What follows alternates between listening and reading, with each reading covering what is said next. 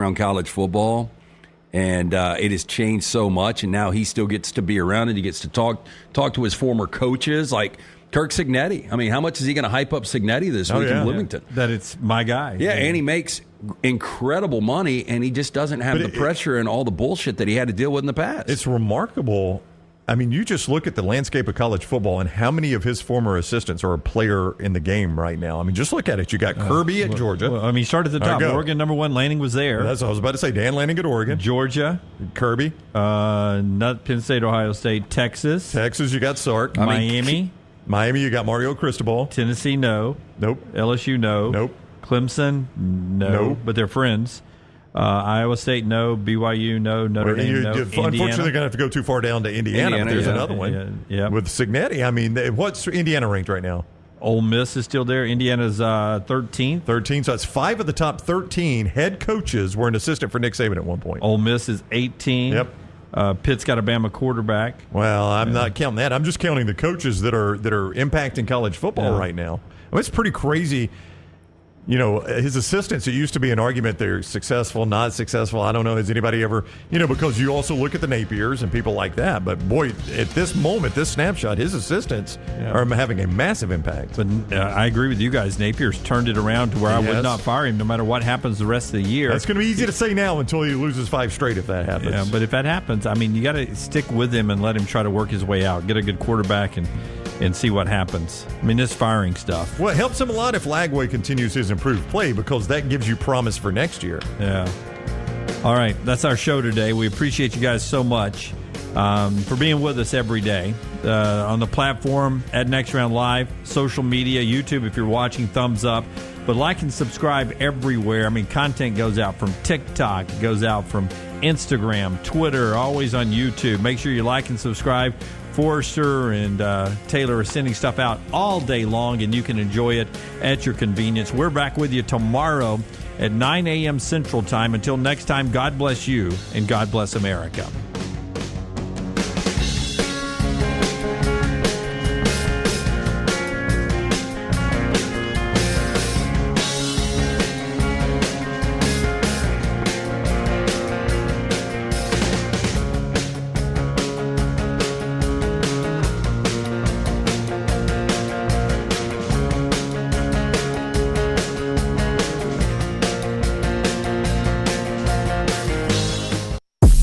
From the creators of The Next Round comes 2 new sites, covercrimson.com and thebarnauburn.com. 2 team sites with the same excitement and information-driven content that you get every day on The Next Round. Live daily shows, recorded shows, free of charge, plus premium content with insider information starting at just $1. And it's the perfect gift for the Alabama or Auburn fan in your family. Covercrimson.com or thebarnauburn.com. Sign up today. Follow Next Round Live on Twitter, Instagram, Facebook, and YouTube. The social media team at Next Round Live is dedicated to giving you daily news conferences and practice video from UAB, Alabama, Auburn, and around college football. Follow and compare to the sites you used to visit. You'll also get the latest highlights and news from the Next Round Daily Show. Turn on the notifications so you don't miss a thing. Next Round Live on Twitter, Instagram, Facebook, and YouTube. See more at nextroundlive.com. By now, you guys know how I feel about my fashion. However, did you know that I care about your fashion choices? Cargo shorts are out, flip-flops are only appropriate on the boat, and please throw away that stained t-shirt from college. You may be thinking, EG, that's all I own. What do I do? Here's what you do. Go to nextround.store and fill your cart with a wardrobe that is approved by me. Stock up on logo t-shirts, hoodies for football season, and hats for every day of the week. Trust me on this one and head over to nextround.store to get stocked up for this season. Ryan Brown here for The Next Round. Join me and CBS sports analyst Brandon Marcello for the Middle 8 each Monday at 8 a.m. as we look back at the weekend of college football from the SEC to the top 25 of the college football playoff. It's the Middle 8 presented by mybookie.ag, code Next Round. Everything Next Round is on demand now in the podcast section at nextroundlive.com. Take the Next Round anywhere you go with official Next Round gear. Buy yours today at nextround.store.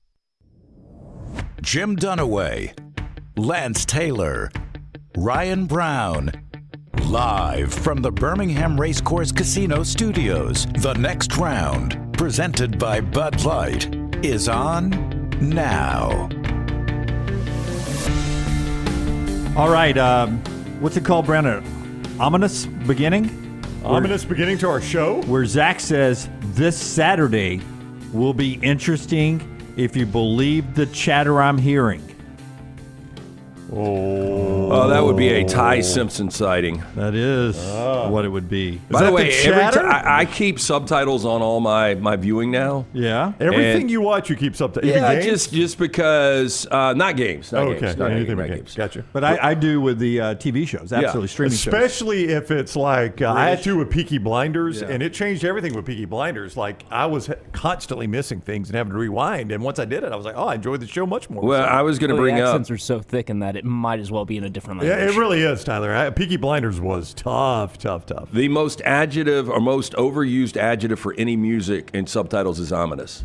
And maybe it's just the dark shows I watch. It just says ominous music. Yeah. It is always ominous music. You do watch a lot of ominous shows, I have to say. Yeah, I watched one the other night. Have you guys heard? Anna Kendrick drives me crazy. She's talented, no doubt. The girl in Pitch Perfect, the little ratty girl. That does the... the cups. She's on Call Her Daddy this upcoming episode. So there's a movie called Woman of the Hour that she directed, and it's based on a true story. And you guys remember when E had their True Hollywood Story, Entertainment TV?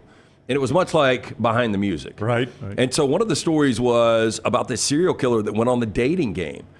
And it was a true story, and I remember seeing that episode, and I even watched some of the reruns of the dating game way back in the day. Yeah. But they've done a movie on this about the serial killer that was on the dating game. So anyway, and he gave a lot of ominous music. He gave all the right answers to try to make sure he got a date, right? Well, he did win. You know, the scary thing back then, they had never met everybody. You know what their prize was? What's that? We're sending you to Carmel, California. Together? Yeah. I've never met this guy. Yeah, so I'm not going to give anything away about the movie if you want to watch it. It was a good, solid movie. Have you seen it, Tyler? I have not. Yeah. No, that's the one Tyler hasn't seen. We found one. We will get it's Netflix, so he's not going to watch it. The ominous rumors. Yeah. Well, we'll get to we'll get to ominous rumors and all that. Can we just start though, because it's going on a couple of our TVs this morning. Fernando Valenzuela passed away yesterday. If you're of a certain age, it was a big deal. You're a Dodger guy. Fernando mania. Back then, what was he, 20 years old, 1981. We got that series starting on Friday. Just such an iconic sports figure in Mexico and here in the United States. Yeah, and, you know, I'll never forget this. So not only that 1981 season, and I was a kid. That was my second World Series that I ever watched. Yeah. But how dominant he was. Did you love him? Yeah, because he was just so much fun to watch. There was just something, right? Yeah, and there was something about when he took, and he was such a different pitcher in his style and everything. But there was such a buzz when it came to Fernando. But I'll never forget going into my freshman year of college. It was one of those summer nights we were all out, and I was watching doubleheader on ESPN. And Dave Smoke Stewart was in the Sky Dome in Toronto, throws a no-hitter for the Oakland A's. And then the very next game, a doubleheader on ESPN, Fernando takes the mound against St. Louis in Chavez Ravine, and he throws a no-hitter. I mean, what are the chances when you only had limited options to watch baseball? ESPN on a random June night in 1990 carried back-to-back no-hitters. Yeah, and Brown wasn't doing talk radio yet, but he would not have been impressed the next day. Back-to-back's pretty good. Yeah. There are 4 pitchers with their numbers retired in Dodger Stadium. And he's one of them, and it's a pretty elite group of guys. So Koufax, Fernando, Hershiser? Hershiser's got to be there. Hershiser is not. How do you not? Have you not retired? Well, Drysdale is, and the other one that you've said is a little bit overrated. Don Sutton. Wow. I mean, I put don't know Don how. Sutton over Earl Hershiser. Sutton finished sooner than or earlier. Yeah. And we know Clayton Kershaw is going to be there. Kershaw will be there. You guys have not retired one since Fernando 2023. So you'd think Earl would get in at some point. Earl Hershiser, his brother. I always find it funny that you bring up the hat, and I'm like, Mike Brito. That was the scout that brought in. The gun. And then he had like a lifetime pass behind home plate with the Jugs gun. Because he brought in Fernando, He did, right? yeah. He was the scout that found him. And that was back in the day where literally, I think it's a lot different now with all the social media and just everything you've got, and recruiting camps, and scouting. All the leagues. But back then, to truly be like in a small town in Mexico and to find a guy like that at 16, 17 years old, I mean, that's truly like finding needle in haystack. All right, Brown's going to break down as others, Zach is saying now, DEFCON 5 in the rumor mills and all that. DEFCON 5 That's right, is everybody's at peace. DEFCON 1. DEFCON 1. We're at DEFCON 2 already. Yeah. So we'll get to that. Yes, DEFCON 2 makes me really mad when fan bases do this and burn the place down. I talked about it yesterday. We'll get to all that right after we tell you about a couple of our great sponsors. If you're going to watch the show, if you're going to watch the circus in Tuscaloosa this weekend, you might as well look good doing it at the Pants Store, Birmingham, Huntsville, Tuscaloosa, Auburn, the original location in Leeds. Your game day headquarters there for all your Alabama and Auburn polos, hats, and quarter zips. Gentile, Antigua, Cutter Buck, Horn Legend. It's all there for you, those name brands. Also for the ladies, the dresses, and all the new fall wear. LT's got a little action on with little sleeves on it today. Shifting from summer into the fall. You can get yours, too, at the Pants Store. Free alterations, free gift wrapping as well. Nothing says Roll Tide and War Eagle like the Pants Store. And Brownie, Johnston RV, keeping you on the road. I-65, exit 304 in Coleman, 334 in Decatur is where you find Johnston RV Center. Always online at johnstonrvcenter.com. You can go see America at an RV from Johnston RV Center. Brand new or previously owned. They've got great savings right now. Brand new travel trailers as low as $145 a month. Fifth wheels with savings over $45,000. Either new or qualifying pre-owned. You can get covered with a warranty from RV Warranty Forever that is a lifetime warranty at Johnston RV Center. I-65 exit 304 in Coleman, 334 in Decatur. JohnstonRVCenter.com. Nick Sheridan's the offensive coordinator in Tuscaloosa. Scott's already got it on fire. Come on, Scott. Come on, Scott. That was quick. That was a quick extinguish there. That's right. Like I just oozed water all over that fire. Nick Sheridan getting asked back on Monday to assess Jalen Milroe's play and Jalen's confidence. Here's the OC. Yeah, hey, Coach. Just how would you assess Jalen's play in this last game, and what do you do to kind of keep his confidence up after the last couple of weeks? Well, I think, none of us coached or played well enough in the game Saturday, and that starts with me.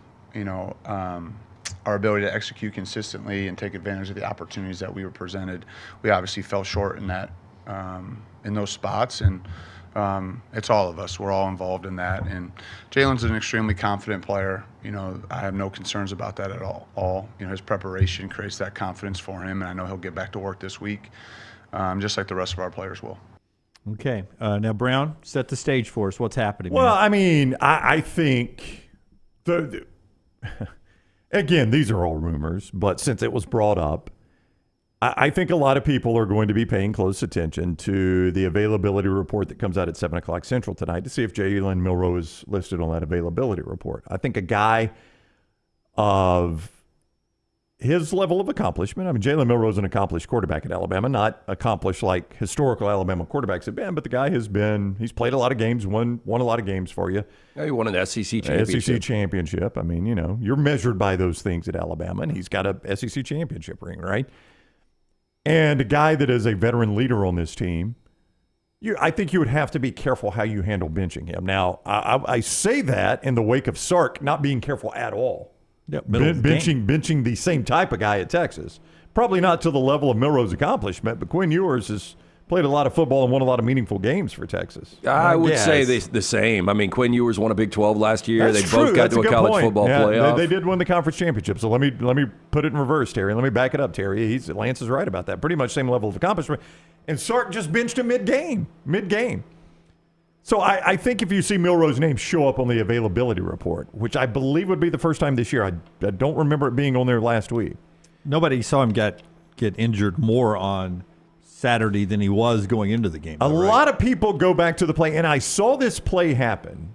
Somebody sent us, and I'll have to dig back on social media to see if I can find it. But versus Tennessee or back at South Carolina? This is South Carolina. Yeah. Somebody sent us a look at his pass attempts, completion percentage, and his runs from that injury on. Yeah. There was a play down on the goal line. I don't know if you guys remember this, where they try the sneak. I don't think Milroe got in, and one of the defenders pulls his leg.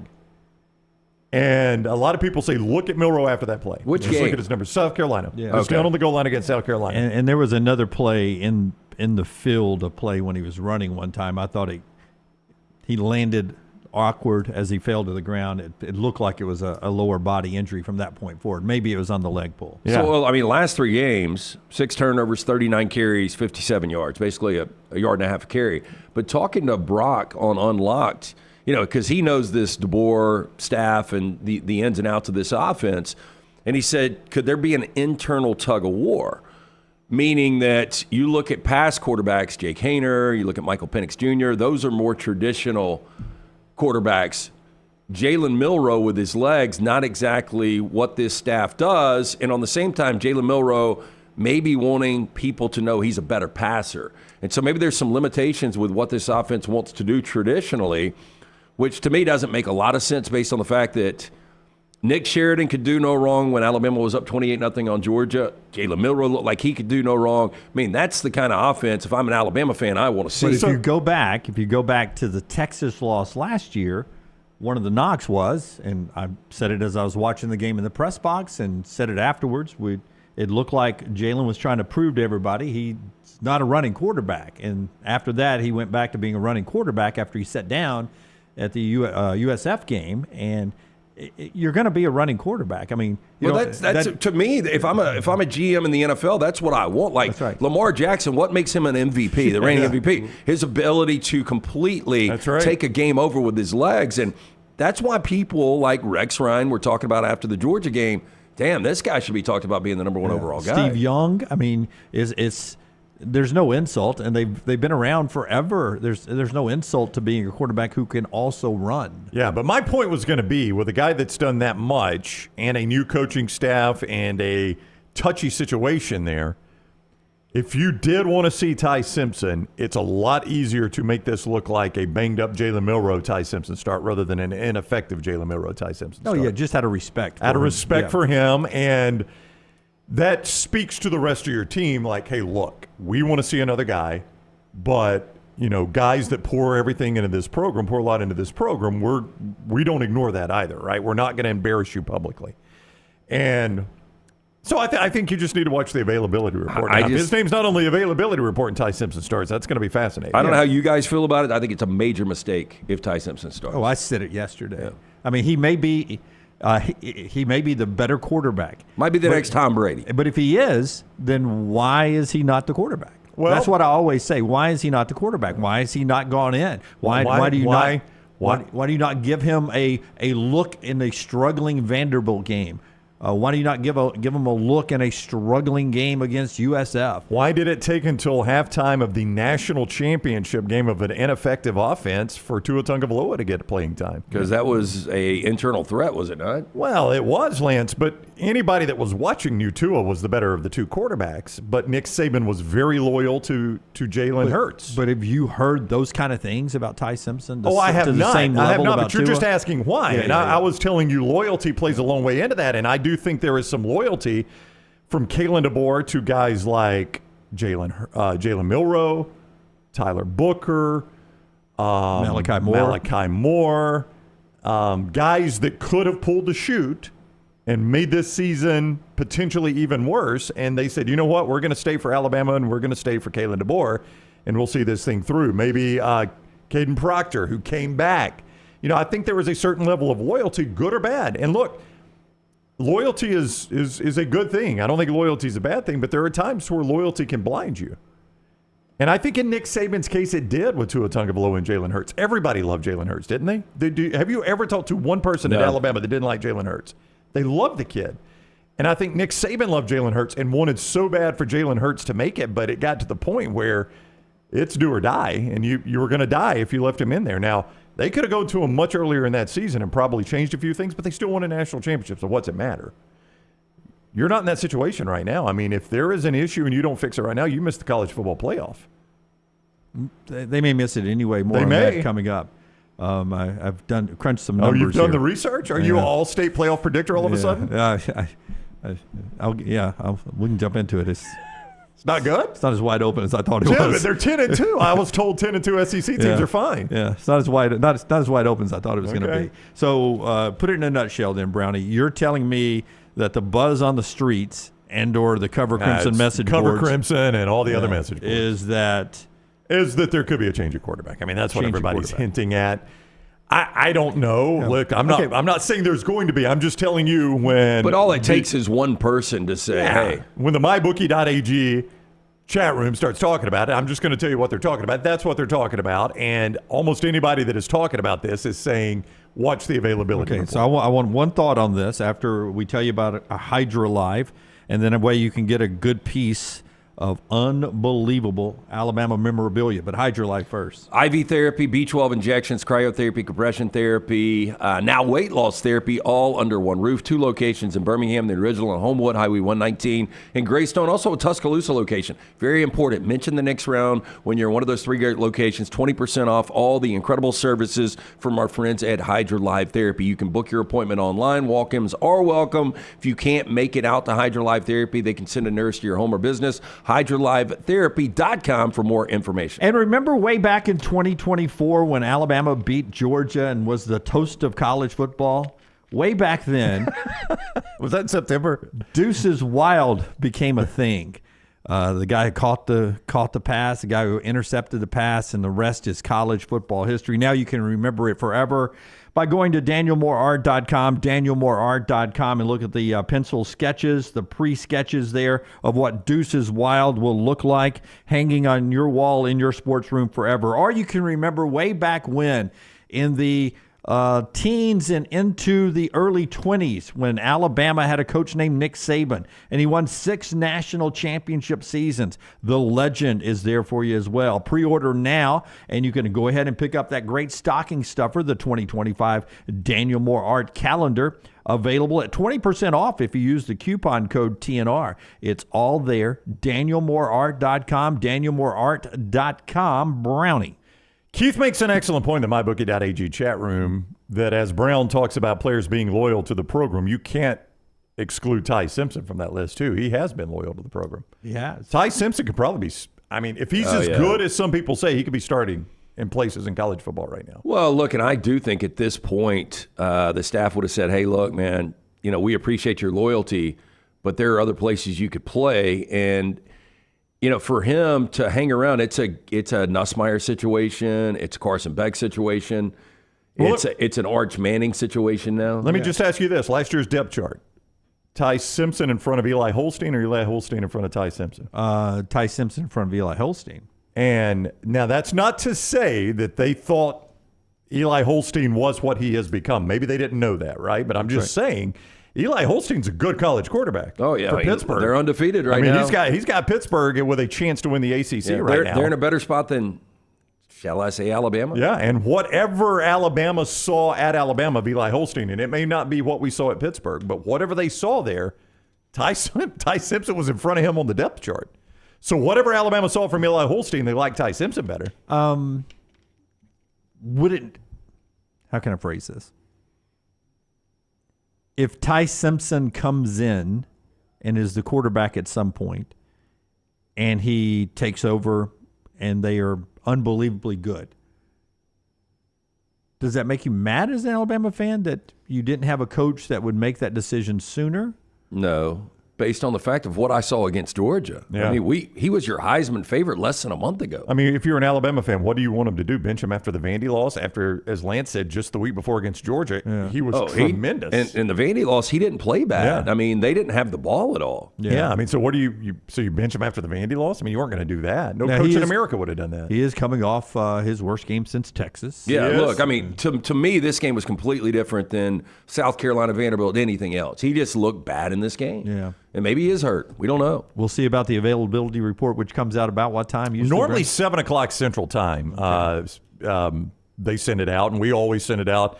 Taylor does, or Scott, or somebody from Next Round Live on social media, so you can pay attention to Next Round Live.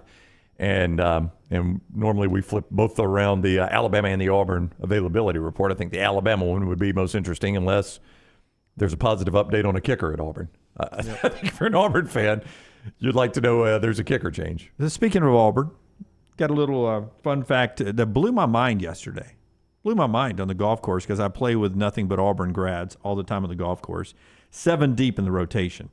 What's 7 deep on the golf course? There's 7 different guys I play golf with. Okay. And they're all Auburn people. Wow. And Auburn, they donate to Auburn. It's tough on you. They're Auburn people. And it's some, are they giving you shots now with Alabama? But more shots on 9? Oh, yeah. Alabama's struggling, Jim. Take an extra shot. Yeah. Yesterday was all Trump, all Tennessee yesterday. That's all I got for 18 holes. I three-putted 5 times. So they're not talking about Auburn and Fury? No. They moved on for Auburn. But I did get this fact. Basketball. I did get this fact yesterday. And I went back and checked it. It's true. Yeah. On Sunday morning, Hugh Freeze will have coached the same number of games as Brian Harsin. I heard this. And he's actually going to be there now longer than Brian Harsin was at Auburn. Does it feel like Hugh now has been at Auburn longer than Brian Harsin?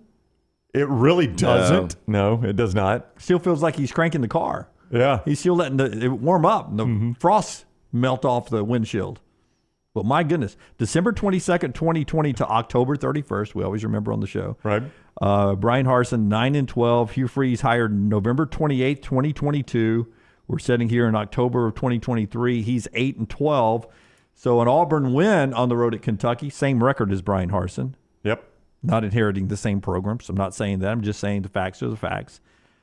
9-12, 8-12, but same number of games. On Sunday morning, they would have coached the same number of games. So somebody texted me at the end of the Missouri game. Did you give us a record? Yeah, 9-12 and 8-12. So it depends on what happens at Kentucky. Yeah, if Hugh wins, he has matched Brian Harsin through the first 21. So somebody sent me that after the Missouri game, and I meant to bring that up. So I'm glad your Auburn friends reminded you. And this was an Auburn guy, and he was like, he said, I never thought I would say this, but if Auburn beats Kentucky next week, and then he says in all caps, and they have to beat Kentucky, Hugh Freeze is going to have the same exact record at this point at Brian Harsin. And I texted back and said, there's no way. He said, you go do the math. And it's not really hard math. No, it is not. Brian Harsin wasn't really there that long. Yeah, I mean, but Jim, that's crazy. Like none of us thought this would be the case. No, not at all. And I don't know what you do. You can't. I was talking to Forrester about that. You can't pay another coach off. No. I mean, you can. But this why? seems really premature. I mean, at some point you gotta have some stability, right? Yeah, you guys know how I feel about firing coaches. I do, and I don't think you got to let it burn a long time. Does anybody really think firing Hugh Freeze is in the discussion right now? I don't. No. I mean, it would have to completely. If they are 3-9 at the end of the year and they're 0-8 in conference, I think it gets a little more interesting. Well, my buddies, by majority, not unanimous, but by majority, were talking about agreed upon buyouts. They were like, so are they willing to chip in for that buyout? Yeah, they donate. To a point, yeah. So these are, I know a lot of these guys. I've played some golf in your group. Auburn. They are Auburn men. I mean, these guys went to Auburn, right? Yeah, all of them. Married Auburn women. Yeah, I mean, send their kids to Auburn. All of them. There's a boatload of our Supper Club kids are at Auburn right now. And these guys are already ready to turn on Freeze, ready to punt? I think one comment was, do you think he would take $8 million cash at the end of the season? Not a chance. I said no. I said, what's he owed? 24. No. I said you'd have to. Is it more than 24? Oh, I don't know what it is, but if it's 24, he ain't taking 8. I said. I like how they did cash like this. Like nobody's ever going to know. Don't bury it out back. Unmarked bill suitcase. I know. Yeah. I said I think you'd have to get at least a half of what he's owed, and then some kind of sweet other stuff. Right. I don't know what that'd be. He wouldn't want a suite or anything. No, I don't want to go to Auburn games if I'm in Fireball. Auburn. Probably don't want to did. Yeah. Buyout after this season is $20.3 million, according to USA Today. Okay, less than I would have thought. It's not a lot. $20 million in buyout terms, Lance, is not very. Isn't that what Napier's is too? And a lot of people are like, ooh, I don't know. Yeah, but how many people have really paid that buyout before? It hadn't happened a lot. It's not a lot, and it's not going to be $20 million. And what are they paying Harsin still? He's still getting paid because he's still posting those photos from the backyard. Yep. Our vacation spots. So, I mean, Thursday, we're in costume again. Is Halloween Thursday? Is that right? The 31st next week. I mean, we don't need to be alarmed, do we? I don't think so. No. I mean, I can't. It was one of the greatest moments in this show history that we had to announce Brian Harsin getting fired. 2022. Go check it out. October 31st. You were dressed as Ken. Yep. He's dressed as Evil Knievel. And I can't even remember what was I dressed as. I think you're Top Gun. Oh, I was Top Gun. That's right. Yeah. Yep. Auburn has fired their football coach. Taylor's was a trophy.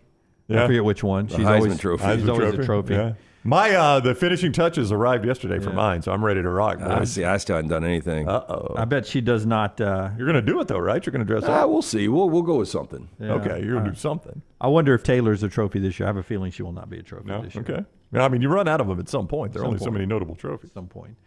Tyler and Portia will work on theirs. All right, we'll jump into this playoff conversation here in just a second. A couple other notes to get to in our opening segment about the games we saw last night and what's happening tonight. After LT tells you about the locks, lanceslock.com, brought to you by our friends at Hemp Hill. Jump on with lanceslock.com. He's having a great football season. Yeah, good start to the football season last night. 2-0 in college football for you. Jump on board, win with us at lanceslock.com. $100 gets you absolutely everything. NBA, once college basketball starts up, World Series starting up, lanceslock.com. Always brought to you by our friends at Hemp Hill Services. Trust the name. Birmingham has trusted since 1954 for all of your plumbing, heating, and cooling issues. Call Adam, Chad, Andrew, the guys there, 205-229-2090 or hemphillservices.com. Before Brown talks about Jack State tonight, last night Sam Houston State beat Florida International 10-7. Bowl eligible now for Sam Houston State. They're 6-2. That's first time in program history because they just moved up to the bowl area. La Tech beat UTEP in a miserable game too, 14-10. Both of those hard watches last night. Tonight you get Liberty at Kennesaw State, 6 o'clock CBS Sports Network. Unbeaten Liberty against winless Kennesaw State in what is not as cute of a stadium as I thought it was going to be. So that's a bad team, man. Boy, they are, aren't they? I mean, catching 26 in primetime at home. And then Middle Tennessee State's over at Jack State. At that cute little stadium. That's when you catch 26. Brown's on his way to his school to watch his team play at 6:30 tonight. And Brownie? Yeah, buddy. That cool throwback logo. Different look tonight? They're going to go with the All Blacks. Now, it's going to be a blackout tonight at Jacksonville State. And there's the helmet, Jimmy D. Look at that helmet. The old AKC on that helmet. Black AKC with a black face mask is a good-looking helmet. Yeah, I do like that. You like that helmet? What is AKC? Jim, that's your ass-kicking chicken is what that is, my friend. Okay. Yes, sir. And we're going to go back to that there at Jacksonville State University.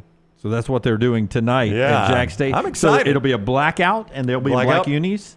Yeah, I think they've got an all-black uni that looks really, really good, by the way. I saw it in the preseason when they unveiled it. I think it's a very good-looking uniform, and they're going to go with that red helmet there. They're 2-0 in conference play, so obviously it's a big game against a underling Middle Tennessee State team, but up to 3-3 now for your team.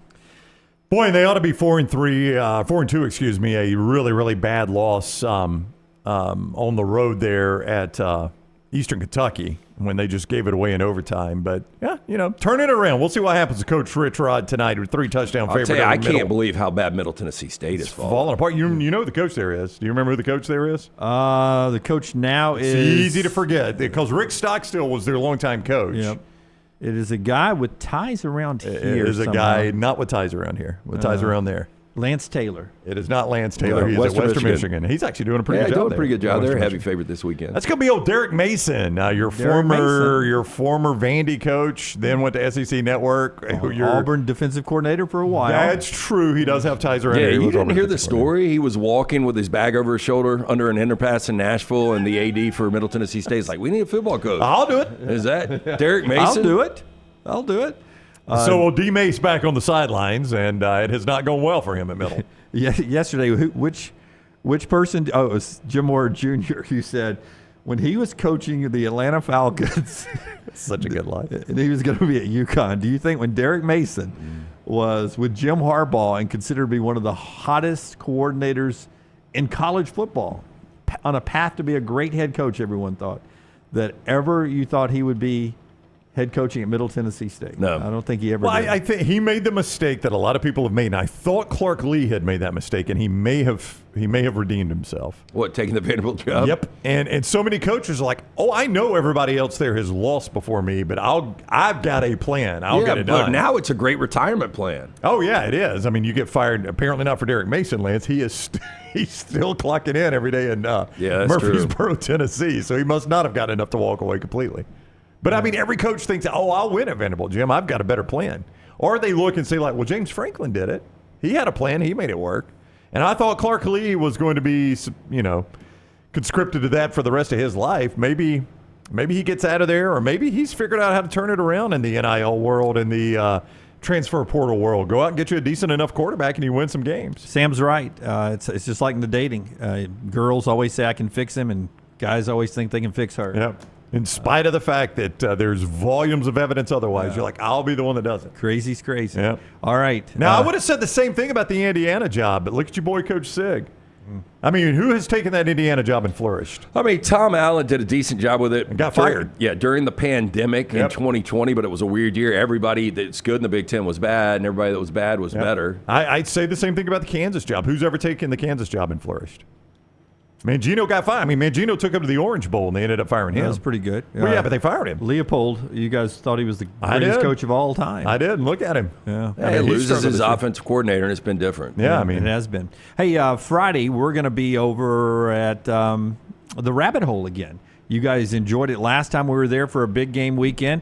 Never thought Missouri would be a big game weekend after 2 Alabama losses since that Georgia win, but here we are. And Rabbit Hole's where we're going to be, thanks to our friends at Bud Light, Adams Beverage. We'll be over at the Rabbit Hole again this week. So that means, Brownie, we're changing show times again Friday? That's going to be 12 to 3, noon to 3 Friday. We're going to be absolutely live. And a bonus, guys, a bonus. What else is going to be live Friday? We are going to do our first ever live Bama and Bourbon. Yeah, how about that? So we'll go 12 to 3 next round. We'll take a little break. And then at 3:30, Aaron Suttles, myself, we will go live from the Rabbit Hole. We've got a new bourbon I've never tasted. Got it dropped off from Chan and the fine folks at Pink Package yesterday. You know I'm a sucker for packaging. I looked in there at that this morning. That is a cool bottle. It looks really, really good. I am a sucker. Have you seen it yet? Yeah, you like the cork?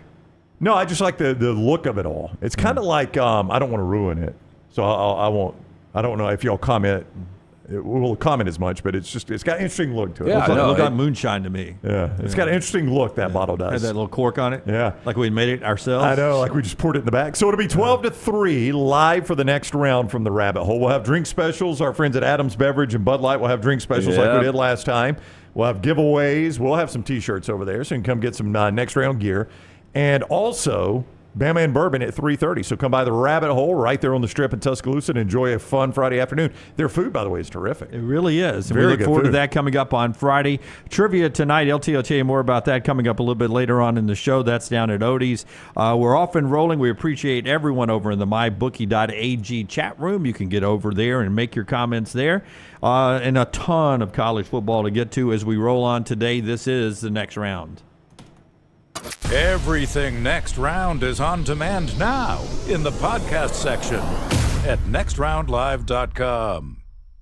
Are you tired of buying your CPAP mask and supplies online only to be disappointed? It's time to visit CPAP Plus, your locally owned and operated CPAP shop that prides itself on personal service. Come see what you're buying at CPAP Plus with 3 convenient locations in Pelham, Highway 280, and now open in Trustful. Drop by for a free CPAP checkup and free filters, no appointment needed. Plus, sign up for their giveaway for a chance to win a free travel CPAP machine. Just Google CPAP Plus or visit any of those 3 locations.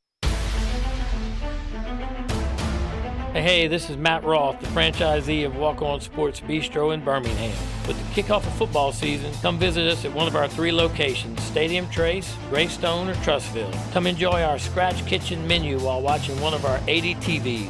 Whether you're looking for a pre- or post-game celebration, game day, or date night, we've got you covered. It's all about the win at Walk On Sports Bistro. Walk On, it's where everybody needs a little playing time. Hey, you feel that?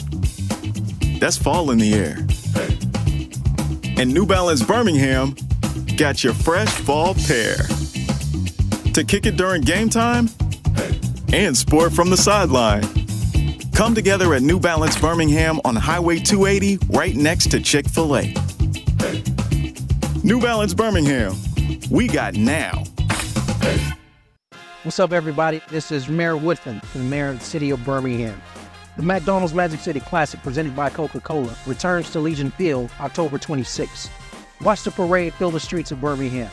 Turn up at the Coors Light tailgate party, enjoy the bands at halftime, and of course, bring that magic into the stadium. The best seats are selling fast. Tickets start at just $25. You don't want to miss it. Get your tickets now at magiccityclassic.com. Are you looking for a rewarding career? Adams Beverages is a leader in the beer industry and is hiring CDL drivers, warehouse staff, and sales reps. Whether you are a seasoned professional or exploring a new path, join Adams Beverages for an open house October 23rd from 10 to 4 at 141 Industrial Drive in Birmingham. With a commitment to quality and community, Adams Beverages offers a great place to grow your career. Learn everything about Adams Beverages and more on the October 23rd open house at adamsbeverages.net. Just because you've quit going to the gym, it doesn't mean that you have to quit gym altogether. Dunaway, that is. With our Next Round podcasts open 24/7, 365, you can access gym anytime you'd like. While you may have done away with your treadmill routine, our version of Dunaway is standing by ready to get you back to your absolute best. Find all that lovely Jimmy D-led content on Spotify, Apple Podcasts, Google Podcasts, and in the podcast section of nextroundlive.com. This message is sponsored by Jimmy Crypto Inc. and Jimmy Crypto for President. From the creators of The Next Round comes two new sites, covercrimson.com and thebarnauburn.com. Two team sites with the same excitement and information-driven content that you get every day on The Next Round. Live daily shows, recorded shows, free of charge, plus premium content with insider information starting at just $1. And it's the perfect gift for the Alabama or Auburn fan in your family. Covercrimson.com or thebarnauburn.com. Sign up today. Stop by the New York Butcher Shop and pick up the finest in certified Angus prime beef steaks and burgers, premium pork chops, ribs, and all-natural chicken cut to order just for you.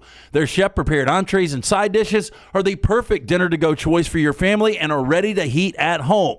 With a great selection of fine wines and desserts, the New York Butcher Shop is your one-stop dinner shop. 2 locations to serve you, Cahaba Heights and on Highway 119 in Greystone, the New York Butcher Shop. Rare quality, well-done service.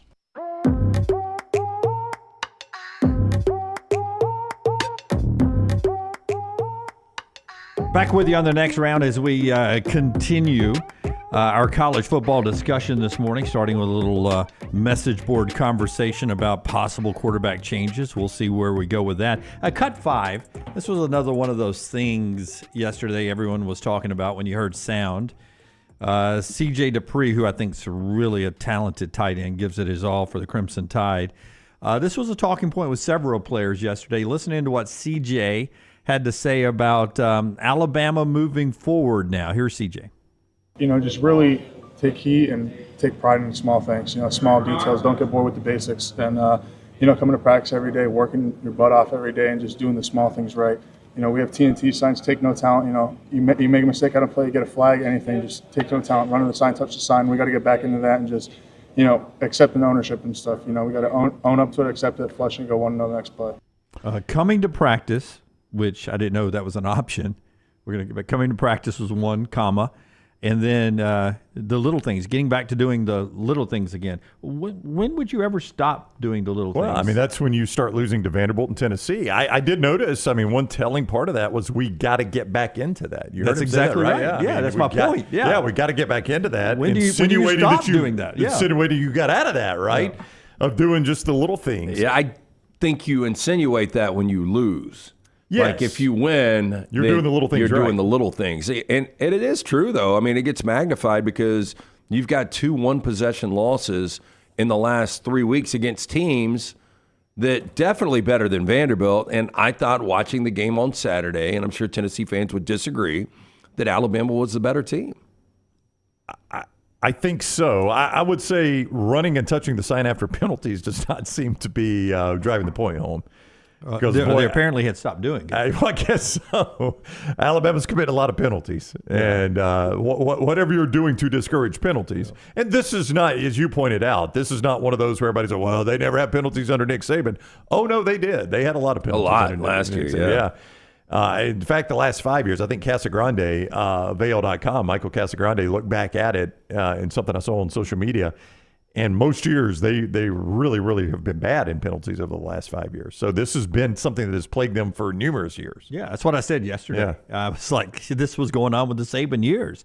We're just repeating what I said yesterday. But the difference again another day, and we'll do it again tomorrow and another day. Is what I was saying yesterday. Yeah. The difference was Saban was finding a way to win those games. And I don't know if it was fear, but it was different. And I just believe, as much as I like DeBoer, that Alabama with Saban would be undefeated right now.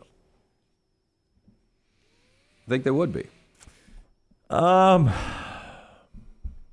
don't think there's any way of knowing that, but I don't disagree with you. I just know the team. And Vanderbilt, I really don't want to take anything away from Vanderbilt because Vanderbilt's a really good football team. But I just don't think after that high, like going into Nashville, they would have been ready for that game. He would have beat their ass down all week long. Yeah, oh yeah. Yeah, because that was the hardest practices. Barrett Jones told us all the time, if we were playing a unranked nobody team coming off a big win, hardest practices of the year. He wore our asses out. It is hard to tell somebody how to parent a kid. And I think what Alabama fans are going to get worn out if they lose another game or two this year is the same monotone, reaction from Kalen DeBoer. That's right. And look, I mean, some parents maybe scream at their kids. Some parents back in the day, maybe pop their kid. Kalen DeBoer is one of those that maybe has the sit down, more, controlled talk with the kid. Yep. And I think there's probably fans that are like, the kid's not getting disciplined. Like, we've got to try another, but this has been his way. So back to your point on saying, I think they've been getting out coached and they haven't coached well. You got to let him figure it out his own way. But I said this, and I do think it was after the Vanderbilt loss. It's been within the last couple of weeks that even when Alabama is winning, and remember, I started this by saying I get nothing out of in-game interviews. Like, it's a waste of time. It really is. I get nothing out of these in-game interviews. But I said it's not his cup of tea. That is just not something Kalen DeBoer does well, and that's fine. I don't hire a coach to be a good interviewer. I hire a coach to win football games, right? Some do it both. Some are good at interviews and can't win games. Some win games or bad interviews. Maybe some, they've got all the tools. They do an interview and win games. But DeBoer doesn't exactly, his in-game interviews don't just fill you with confidence. I mean, it's a lot of coach speak. He kind of stumbles through them. It's just, but that's what it is. Yeah, it's the way his news conferences are. That's right. But I knew, the one reason I brought it up on the show was I knew if he loses games, it's going to get magnified, like everything does. Like stupid crap like wearing a T-shirt gets magnified on the sidelines. You could be a great soundbite. You better get your popcorn. Then you lose the game. That looks stupid. It looks entirely stupid. But do you think it would be a little bit different if DeBoer was getting on people's ass? He had that one meltdown of the Georgia game. If he was really getting in people's faces, I think it would have a little bit of a different feel. You'd still have two losses. You didn't see it in the stadium. You might have in the press. Well, you were in the press box where you were on the field. A little both. But the play where Alabama got called for the illegal substitution because the guy went off and came back on, and then he fell down. Yeah. That was great. No, he wore out the officials there. I was on the field for that. He was extremely animated at that point, and Matt Austin came on and said actually he had right to be animated because the officials messed that up. That's right. So, there are times where his fire gets lit and you can see some anime. And I think. Yeah, and I did not see that. Yeah, you didn't see it. You were in the stadium. Well, I'm sure it would have been hard to see from the stands. But, yeah, he was furious. Yep. And it wasn't just that one play. Like, he stayed on the official on that sideline until he finally got the white hat over during a timeout to wear him out, too. Yep. Because it was not administered correctly. That's the correct. Substitution wasn't allowed for the right length of time. As Matt Austin called it, the Iron Cross. He didn't step in and give the Iron Cross the way he's supposed to. That's right. And that puts you at a huge disadvantage if you're trying to match personnel there. As everyone points out, and I pointed out yesterday, 17 penalties last time Alabama and Nick Saban went to Tennessee. 17 and 15 the last two trips, right? Yeah. 22 total, or 32 total penalties and two trips to Knoxville. So it was Saban the ass chewer. The hugger and pat on the backside, Kalen DeBoer, still a bunch of penalties. And look, there are bad calls, and there were calls they missed against Tennessee. There were calls they missed against Alabama. That's every game almost. But a lot of those penalties are procedure penalties that you cannot argue. Yep. And the crowd has to do with that. And the same thing affected Alabama under Saban and probably will under DeBoer at Jordan-Hare Stadium. You get a lot of pre-snap penalties because of the volume of the crowd. So, I do think there is something to that. They're naturally going to be a little bit higher in places like Knoxville and Jordan-Hare. All right, I'll let you guys think whether you want to go sort of a challenging Alabama storyline or maybe make you mad Auburn storyline after we tell you about a couple of great sponsors. Urology Centers Alabama, urologycentersalabama.com. UCA 35 urologists, 16 locations to help you stay on top of your health, guys. Just heard about a a friend of mine's friend who got a bad prognosis recently, and it could have been so different if it had been earlier detected. That's why you need Urology Centers of Alabama, treating all your urological needs from prostate health to kidney stones, vasectomy, anything there. All you have to do to schedule an appointment, call that number 205-930-0920. Early detection on anything so important, 930-0920 or urologycentersalabama.com. Also, Dr. B, LT, your hair looks chef kiss spectacular today. Dunaway, chef kiss. Wow. Dr. B, look, man, if you're starting to thin out like I was a couple of years ago, reached out, everybody said Dr. Beckenstein is the guy you need to contact. Dr. B and his staff for more than 20 years, women and men have turned to him for a range of cosmetic and reconstructive procedures. He will use that experience, his advanced training and genetic testing to help his patients fully understand the procedures they are considering. Call Dr. B today, 205-319-0316. Make sure you tell them the next round sent you. I do that non-invasive treatment 3 times a week, 30 minutes each time on the couch. And that is it. For more information, T3hair.net. Michael in Aniana, he's next with us. Hey, Michael, how you doing, man? Hey, Jim. I saw on a message board that Bill Clark could be the next to be a candidate for the Southern Miss job. Yeah, we were talking about that yesterday. What do you think about that? Would that excite you or make you mad? I figured he would go back to high school. I just figured he would be going back to high school coaching. Well, it is Southern Miss. You thought he would go back to high school. Yeah. I'm surprised, that Bill would be getting back into it if he left UAB for physical reasons, but there are some people that believe he left for more than physical reasons at UAB. Yes, sir. Yeah, Michael, thank you for your call. Boy, the Southern Miss job is just so far from what it used to be. You could never, I don't think, get back to what it was, where they were a feared out-of-conference opponent. I mean, yeah, the only thing I would say, though, is Southern Miss, as bad as that job is right now, is it ever as bad as what Bill Clark took over at UAB? Oh, no. Nobody's shutting the program down. No. Yeah. So I'm just saying, I think Bill Clark, given the opportunity, if his back is 100% and feels like he's got the burn to coach again, why would you not take this job? If you make $2 million at East Carolina, I guarantee you Bill Clark probably could get $1.5 to $2 million at Southern Miss. If you're just getting $1 million is good money, right? In Hattiesburg, yeah. You'd take $1 million a year, I wouldn't would you? take $1 million a year. Yeah, me too.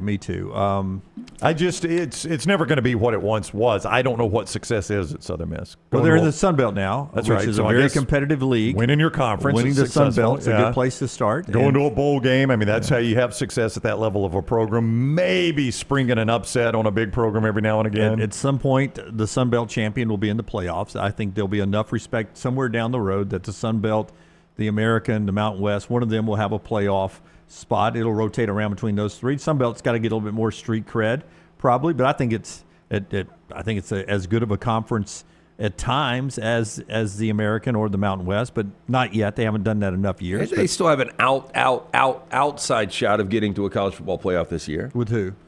If La Monroe ran the table and beat Auburn.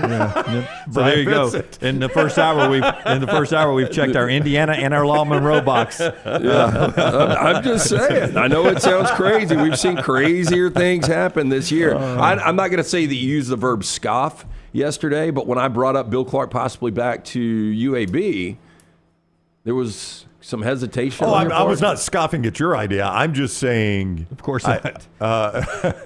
Shut up. I'm just saying, Lance, that I think Jim just alluded to it, there are reasons beyond back pain that he was not the UAB coach anymore. It was the pain in his ass. And if there are those reasons still present on campus, I don't think Bill Clark would ever consider it. Now, and where are UAB fans with that? Like, I would think that they'd take it back in a heartbeat. I would hope, but I think some were upset that. Didn't he basically walk to Auburn in a suit and say he was? Oh yeah. Well, I don't know that he ever went to Auburn, honestly, but he played it up like he did. But I think if Bill Clark came out today, Dunaway, and said, "Listen, I would take the UAB job back if this, and this," I think UAB fans would say, "Well, then let's do this, and this. Yes. Whatever this, and this is, let's do it. Let's go." Yes. That's the guy I want to have the job. Now, I don't think he's obviously not going to do that. I'm just trying to make the point. UAB fans will take it back in a heartbeat. Yeah. So Mississippi got good recruiting around there. The junior college can help you get Southern Miss back. Real quickly, give me 15. I got something else I want to get to here, but 15-second answers. If you had a choice, but if it came down to two candidates, Bill Clark, Skip Holtz, who do you take? Bill Clark. Bill Clark. Okay. Yeah. That was quick. I mean, Bill Clark's had a lot more success at that level than Skip Holtz. And Skip sat, again, you weren't here, but he sat in your seat and said, I just don't have an appetite for the college game the way it is right now. Yeah. It's tough. It's tough. Yeah. Okay, here's this is sort of the LT brings this up, so I'm killing two birds, one stone here. I'm scratching his Indiana itch, but also talking about Hugh Freeze and what he didn't do this offseason. Max Olson writes the story at ESPN. Year one coaches, Indiana, 30 transfers, LT, that have played 4,399 snaps before last weekend. So even before last week's game, they had played 4,399 snaps. Well, Texas A&M, 24 transfers that before last weekend, they had a bye, so they're still there. 3,307 snaps with those transfers. And Syracuse did it with 19 transfers, 3,251 snaps. Those three programs, first-year guys. Hughes in his second year, and you thought maybe he should have portaled it a little bit more. I thought he should have. I mean, Caden Salter's sitting there. You'll see him tonight against Kennesaw State. A really good, versatile quarterback that why would you not go out and take a look at him? A guy that you recruited to Liberty.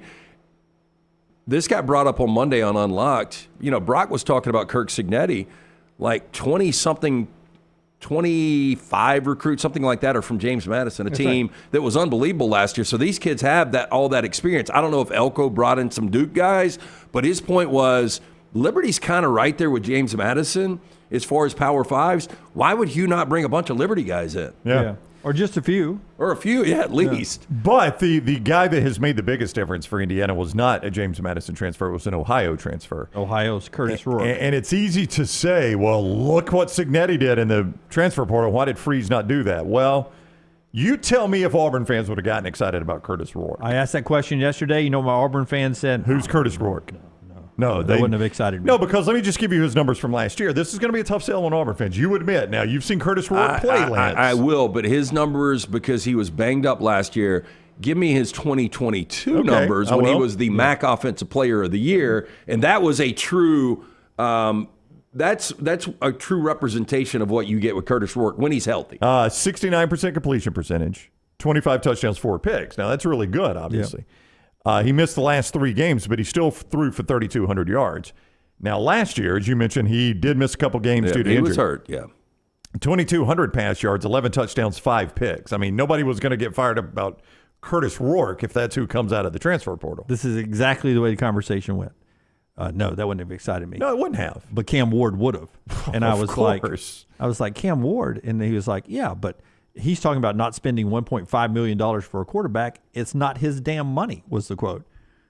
It's not Hugh's money to spend. It's the people who are donating the money to spend. So they should. Yeah, and here's the thing. I don't think they were ever getting Cam Ward. I think Cam Ward really wanted to go to Miami and play there, but at least make the effort. Their point was, why is he worried about spending $1.5 million on a quarterback? It's not his money. Well, that's what, if I was Hugh Freeze, I would openly, like, why would you not go after every quarterback out there that you think can help you win and get to the level that Auburn wants to get to? And why would you not say, hey, look, we offered this guy 1.5. He turned it down. But they're not suggesting that they should have been able to donate the 1.5 or 2 or 2.5 or whatever and say, this is for Cam Ward.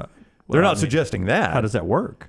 I mean, how does that work? Well, I think it works that you trust your football coach or you don't. And if you don't trust your football coach to spend the NIL money the way you donate it, you fire your football coach. Yeah, but if you're pouring money into the collective, as people do, apparently, then you just, if you don't have enough money in there, then you ask for more money and you go get a player you want. Apparently, he said he didn't want to spend that kind of money for a quarterback. Wanted to do it differently, building it for the long run. Those are sort of his quotes, right? Auburn's got better Yes. Auburn's got better receivers than Miami. True or false?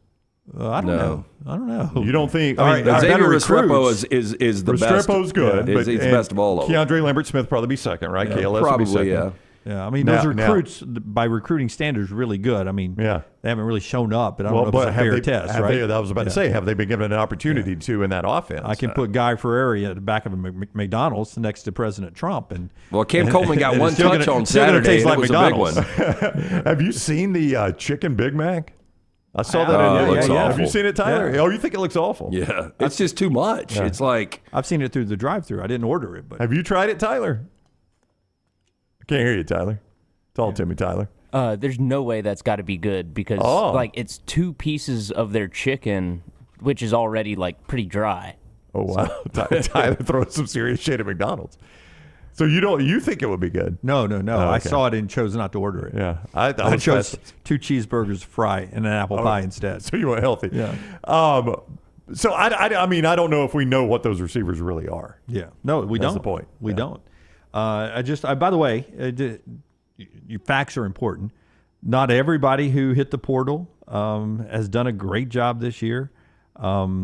First-year coaches, Mississippi State, Houston, Michigan State, UCLA, they didn't go heavy into the portal. Washington and Arizona sort of middle of the road, keeping players portal. They're having sort of a good season compared to the teams I just named. So not everybody's knocking it out of the park like Indiana, Texas A&M, and Syracuse. And then there are the portal doubters. It's split there as well. Michigan, they don't believe in the portal. They're having a down year by Michigan standards. Clemson doesn't believe in the portal, and they are back. Clemson is back right now. They're in a good spot. So it works both ways. They're good and bad to every one of those scenarios there. But Indiana A&M did it the way some people wished maybe Auburn would have done. I think if you're going to second guess me not getting a quarterback out of the portal, and somebody mentioned this in the mybookie.ag chat room, probably the one that would be the easiest argument would be Kyle McCord, right? Because Kyle McCord wasn't coming from some unknown program out of the middle of nowhere that you're like, hey, does this translate or not? Ohio State's starting quarterback. Yeah. And has gone and torn it up might be an overstatement. He's played well, though. He's played really well, though. I mean, look at his numbers right here, Lance. Torn it up might be actually correct. 360 yards a game passing at Syracuse, 19 touchdowns, 6 picks. Yeah, that's pretty good football at Syracuse. He will be the better quarterback Thursday night at Pitt against Holstein. And that's one of the, wow. I think he will be, yeah. Better than Holstein. Huh? That's a pretty good quarterback matchup there, Holstein and Pitt. Syracuse was on my list to pick to win the game outright. But yeah. I didn't take it on Tuesday because I forgot we could take Thursday games.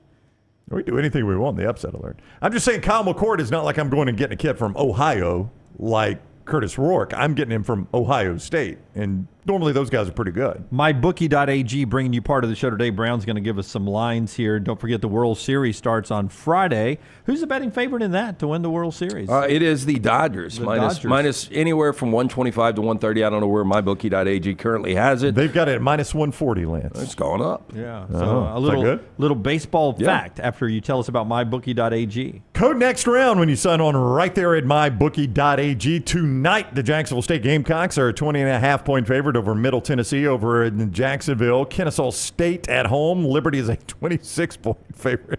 Lance, how are you a 26-point home dog? Well, Liberty's coming to your place. Lance mentioned Syracuse and Pitt coming up on Thursday night. Pitt a 5.5-point home favorite in that one. On the Saturday games, just a quick check of the point spreads. If there are any rumors of quarterback changes in Tuscaloosa, Lance, you estimated the number would only drop by a point or two privately. I think if it came out today that Milroe was out, Ty Simpson's your starting quarterback, I think it dips down to 12, maybe 11.5. Yes. So it wouldn't go up like the fan base thinks? It wouldn't go up to like 14.5, 15.5? No, it would not. Yeah. 13.5 is where you find it right now. Auburn's still holding as a 2.5-point underdog at Kentucky. All those games can be played at mybookie.ag. Code next round when you sign on at mybookie.ag. You make your initial deposit. They are going to double that deposit. That's right. They take the deposit. They double it right there with code next round at mybookie.ag. Free money you can play with right away. Mybookie.ag. Code next round. Bet anything, anytime, anywhere with mybookie.ag. Code next round. Can you name something better than a Milo's Burger? How about 24 free Milo's Burgers? Milo's giving away catered meal for up to 24 guests. That's right. 24 of you and your closest friends, coworkers, family could be chowing down on Milo's favorites. The best part, it's free for your chance to win. Head to miloshamburgers.com/catering-contest and enter today. That's miloshamburgers.com/catering-contest. So whether you're feeding a few or a whole crew, Milo's has got you covered. Don't wait. Enter now. Maybe they'll be serving you and 23 of your lucky friends soon. Stay saucy. All right, I've tried to limit our time to discuss this because I don't want to upset LT, but apparently Cooper Kupp on the trade block. Would you be okay if it happens? I don't want it to happen at all. Now, the problem with Cooper Kupp is he's always banged up. 2018, I don't think if he doesn't go out against Denver with the ACL, I think they beat the Patriots in the Super Bowl. Last year, they were completely lost without Cooper Kupp, and really this offense has been lost without Cooper Kupp this year. I fully expect him to play tomorrow night against Minnesota. If you get a second-round draft pick, would that make you feel better? Nope. Didn't the Titans only get a fourth-round pick for DeAndre Hopkins? Fourth-round pick for DeAndre Hopkins, who's now with Kansas City, Tennessee to Kansas City. But back to Kupp, you want him to be a Ram for life? I would love for him to be a Ram for life. Yeah. And I don't think Sean McVay's ready to give up on the season. 2-4 seems dire. But again, like you guys remember, without an offensive line, like completely in shambles week 1, on the road, they come back from double digits and take Detroit, who a lot of people feel is the best team in football, to overtime. And that's when you had Cooper Kupp and Puka Nacua. Yeah, Puka returns apparently this week. Yeah, so that's another interesting number. Road favorites in the NFL have been dominant. 12-0 this past week up until Monday night when we had the Cardinals and they beat a road favorite in the Chargers. But the Vikings coming off their first loss, only 2.5-point favorites in SoFi tomorrow night. Interesting. All right, so when we come back, we'll continue our conversation about college football. The wide open 12-team playoff race. Alabama's in, right, at 2 losses? Or is it not a wide open playoff race? Have the doors already been shut on a bunch of teams? We'll talk about that when we come back on the show. This being brought to you by our friends at Way to Wellness, your journey to healthy living. As you debate what to have for lunch today, remember you can get a personalized weight loss plan that works for you right now at Way to Wellness. You just go to the website, aplanforme.com, to find out more details. Aplanforme.com. That includes medical weight loss supervision, which includes, of course, the injections that help so many people lose weight. They've got meal replacements, all overseen by board-certified medical professionals. That's how Leslie and her board-certified team does it. It's weight loss simplified, and she'll take care of you with no contracts, no sign-up fees, and the first consultation is free. Aplanforme.com is the website. Also, some career opportunities there as well. Aplanforme.com, aplanforme.com. Way to Wellness, your journey to healthy living. Follow Scott Forrester on Twitter at scottforestertv.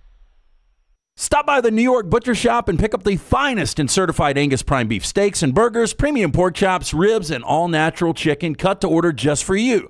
Their chef-prepared entrees and side dishes are the perfect dinner-to-go choice for your family and are ready to heat at home.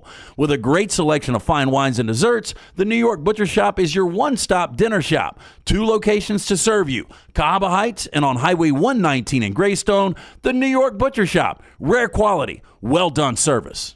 If renting is putting a dent in your bank account, here's your sign from the universe that it's time to buy a new home. And who better to help you through the ins and outs of home buying than our friends at Mortgage Right. With Mortgage Right, you don't have to worry about becoming a short notice mortgage expert because they do all the heavy lifting for you. They're trusted mortgage professionals and they'll help you choose the right mortgage option and stand by your side every step of the way. Visit mortgageright.com/TNR to buy before renting runs you dry. That's mortgageright.com/TNR. NMLS 2239, Equal Housing Lender.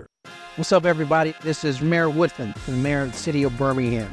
The McDonald's Magic City Classic, presented by Coca-Cola, returns to Legion Field October 26th. Watch the parade fill the streets of Birmingham. Turn up at the Coors Light tailgate party, enjoy the bands at halftime, and of course, bring that magic into the stadium. The best seats are selling fast. Tickets start at just $25. You don't want to miss it.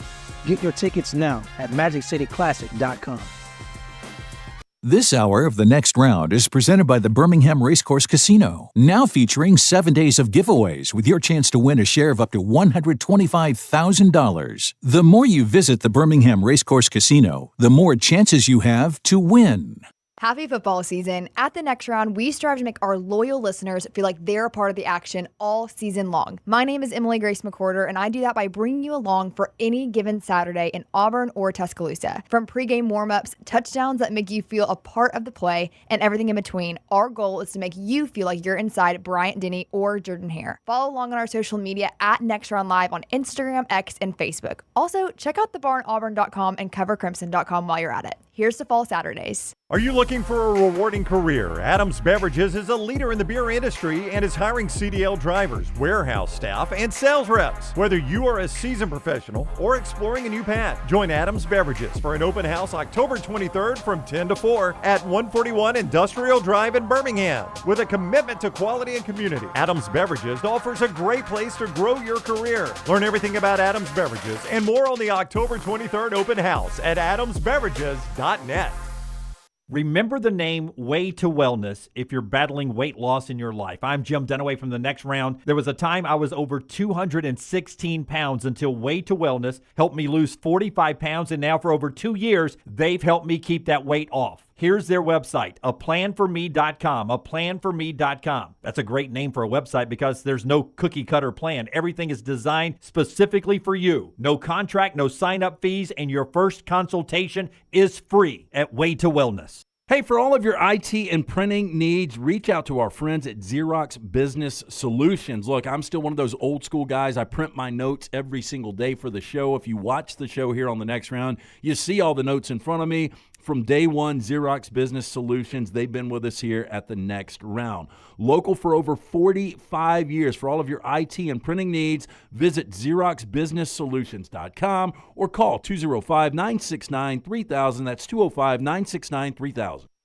Twin Peaks is the best in the game. Here, you're in the red zone for every college rivalry and divisional matchup all season long. I mean, where else are the scenic views as good as your view of the game? Only at Twin Peaks, the #1 sports bar.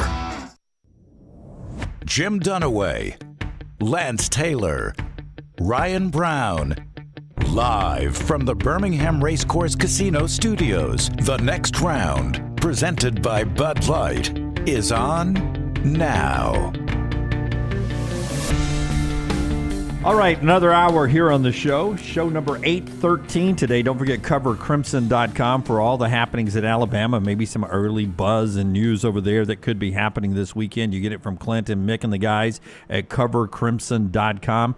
covercrimson.com. Remember, sign up for $1 just to see what's going on. And the same with thebarnauburn.com, thebarnauburn.com, where I think Charlie 5, Kyle Rush, is saying, let's just lock the gate and see what happens this weekend at the Kroger Field up there. I mean, push the shopping carts out of the way and see what happens. I think Auburn's got an excellent chance to win the game. Kentucky has been, in a lot of ways, as disappointing as Auburn, and they are wildly inconsistent. If you catch them, Lance, now, the problem is they've been wildly inconsistent, and they've had 2 really bad games in a row. So if you're wildly inconsistent, you're due for a good game. Yeah, I don't know what you're going to get with Kentucky week to week. Nobody does. Now, all I would say, though, is Kentucky does typically week in, week out have a really good airtight defense. Did not last week in the swamp. No.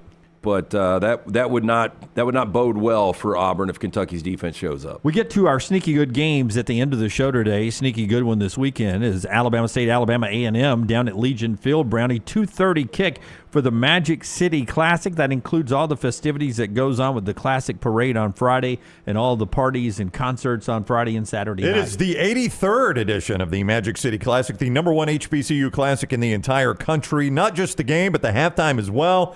A&M's marching maroon and white, ASU's mighty marching Hornets, all right there at Birmingham's Legion Field. 2:30 kick, parade before. You can still get tickets for the game, just $25 for general admission, $35 for reserve seating, MagicCityClassic.com. And hats off to Mayor Woodford for whatever they have done to get the Bowell Auditorium back into operations, and they got some big plans for that thing in the future. We got to see it last week for the Alabama basketball game, and pretty cool little venue there. I don't know what all they plan on using it for, but I enjoyed the time at Boutwell. It had been years since I'd been in there, and it was cleaned up, looked good right there in downtown Birmingham, Alabama. All right, playoff discussion quickly. How can I do this? I want you to tell me why you don't feel good about Alabama as 2 losses. That's the way you've teased this. No, it's not Alabama with 2 losses. It's not as wide open as I went into it thinking it was going to be, because I think we said yesterday, LT, how many you had 30? There's 28 if you include the Power 4 and Notre Dame that are still alive. Yeah, 28 that are still alive for 12 spots, right? But that's what I went into. Like, how many spots are really up for grabs? And I've come up to where it's 2 or 3, and that's it. Only 2 or 3 spots up for grabs. There's only 2 or 3 spots that are tell me open how. up. And I'm just Tell throw me it how. out here and tell me. Don't know what you're talking about. Defend yourself. Yeah, here we go.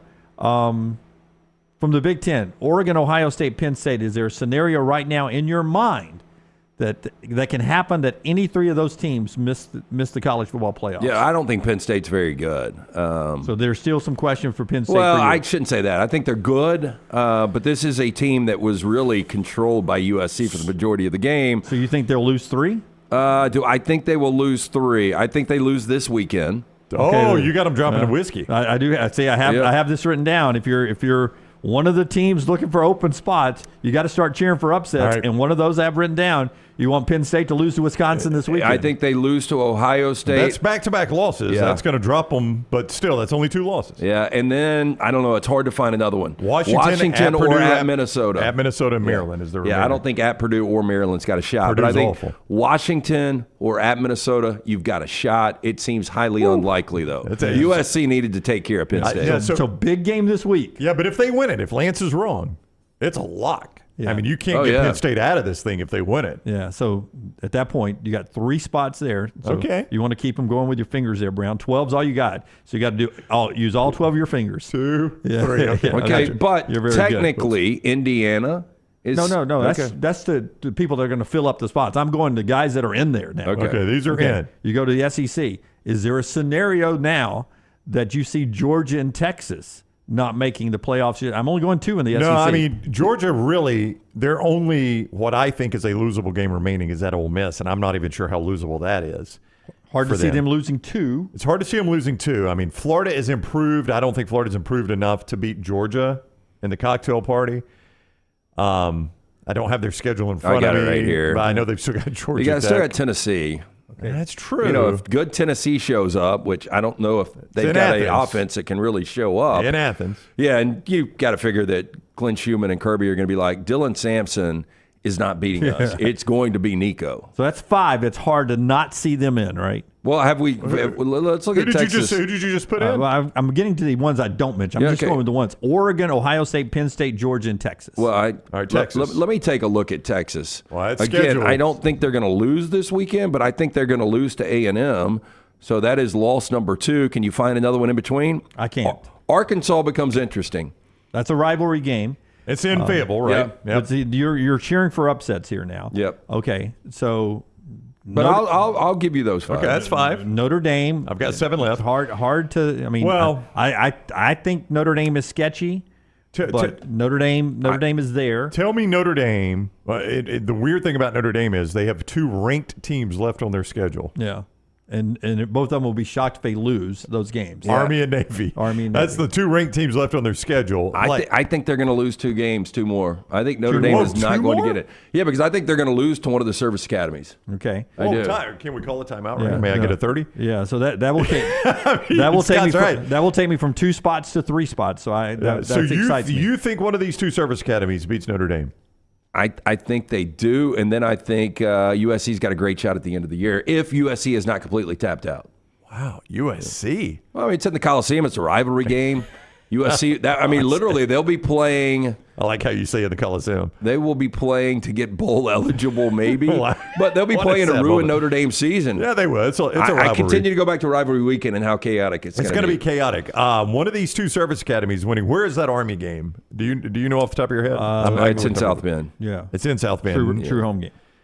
Yeah, I think the Navy game so you think it's is this Yankee weekend. Stadium, right? No, it's in East Rutherford. Okay, the Army game, I think, is at Yankee Stadium. Okay, I think he's right. I do think it's at Yankee That's Stadium. that historic game from the Polo Grounds or whatever. Yep. Wow, Lance, that is it's a bold projection right there. And we want to get them out of the way this weekend. We would have laughed at it at the start of the season. It is far more likely now. But, either Yankee Stadium or MetLife Stadium, you think they go down. Yeah, so leave Notre Dame out. You got 5 that we feel strong.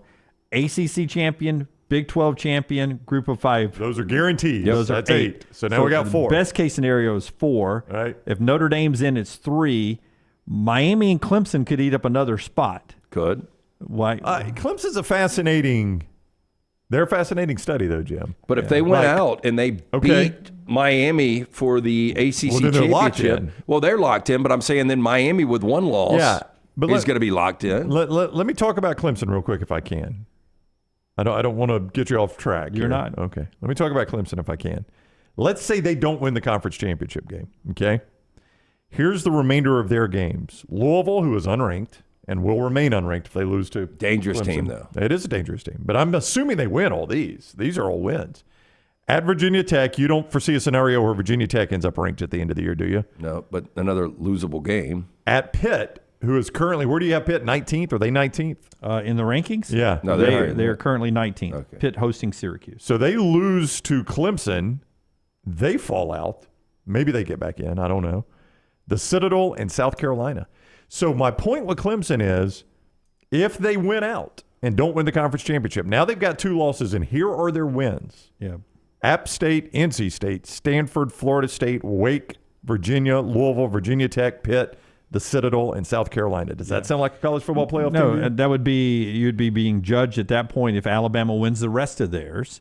Alabama beat Georgia, and you didn't beat destroyed Georgia. by Georgia. Yeah, that would be 34-3. That would be the debate. Right? Yeah, so I just don't think a 2-loss Clemson meets the test right now. So the way I came up, Brown, 2 or 3 spots is what all these teams are playing for. If you put the automatic qualifiers in and the ones that is hard to miss is 2 or 3 spots, which is why this weekend, I think best case scenario for Alabama, other than them beating Missouri, which has become a very important part, them winning the rest of their games, that is in doubt.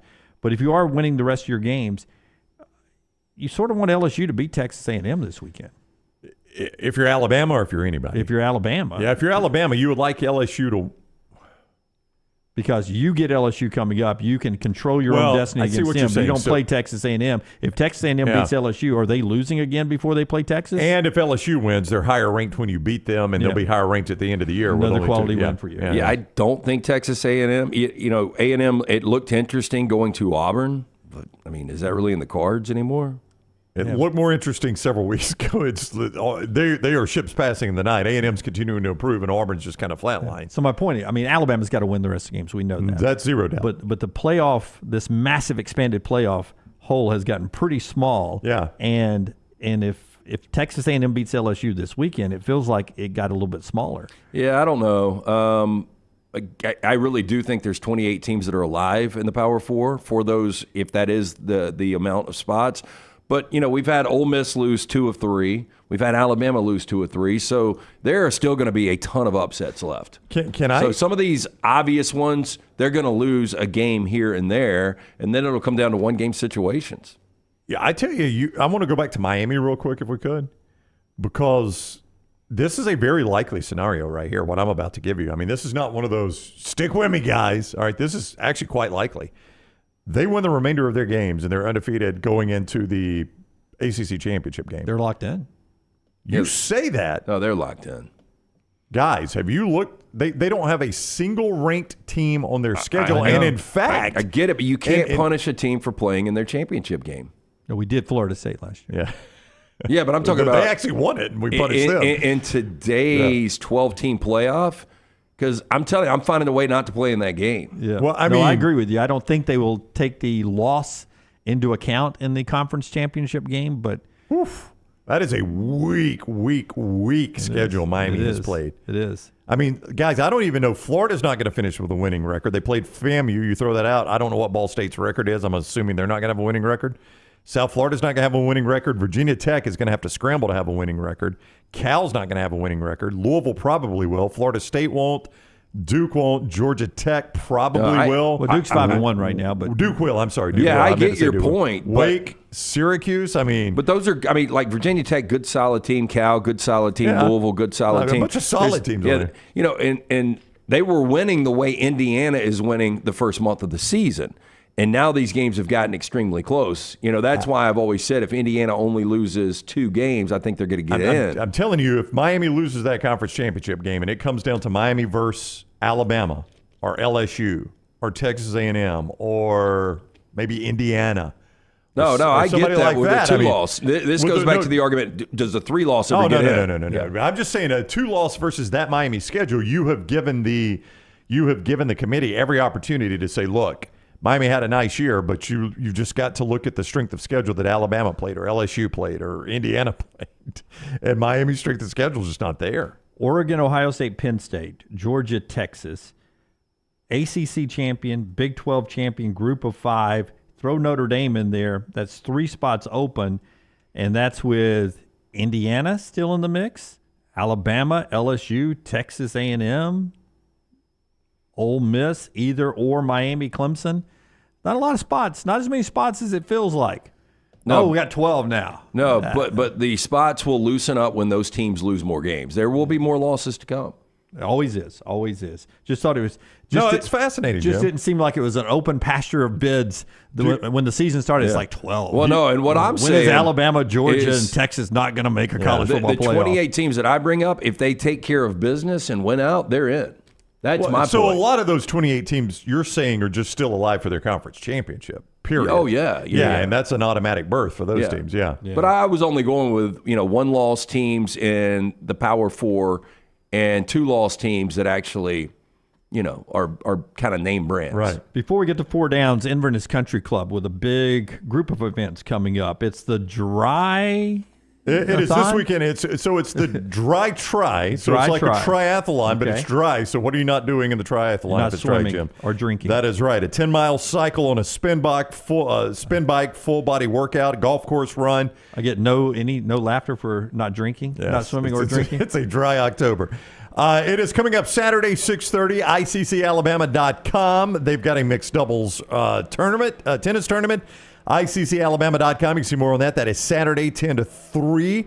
It is limited to the first 32 teams. And then Sunday, a great golf tournament out there, open to members and non-members. If you're like, I hear the boys talk about Inverness, I'd like to go see the course, you could do it Sunday, 12:30, shotgun start, ICCalabama.com. We were out there last Tuesday night. Beautiful location. They've got memberships at Inverness that fit everyone, from the social to the golf membership. If you need childcare, they've got it out there. Fantastic place. Great place to network. Maybe you were relocated or retired.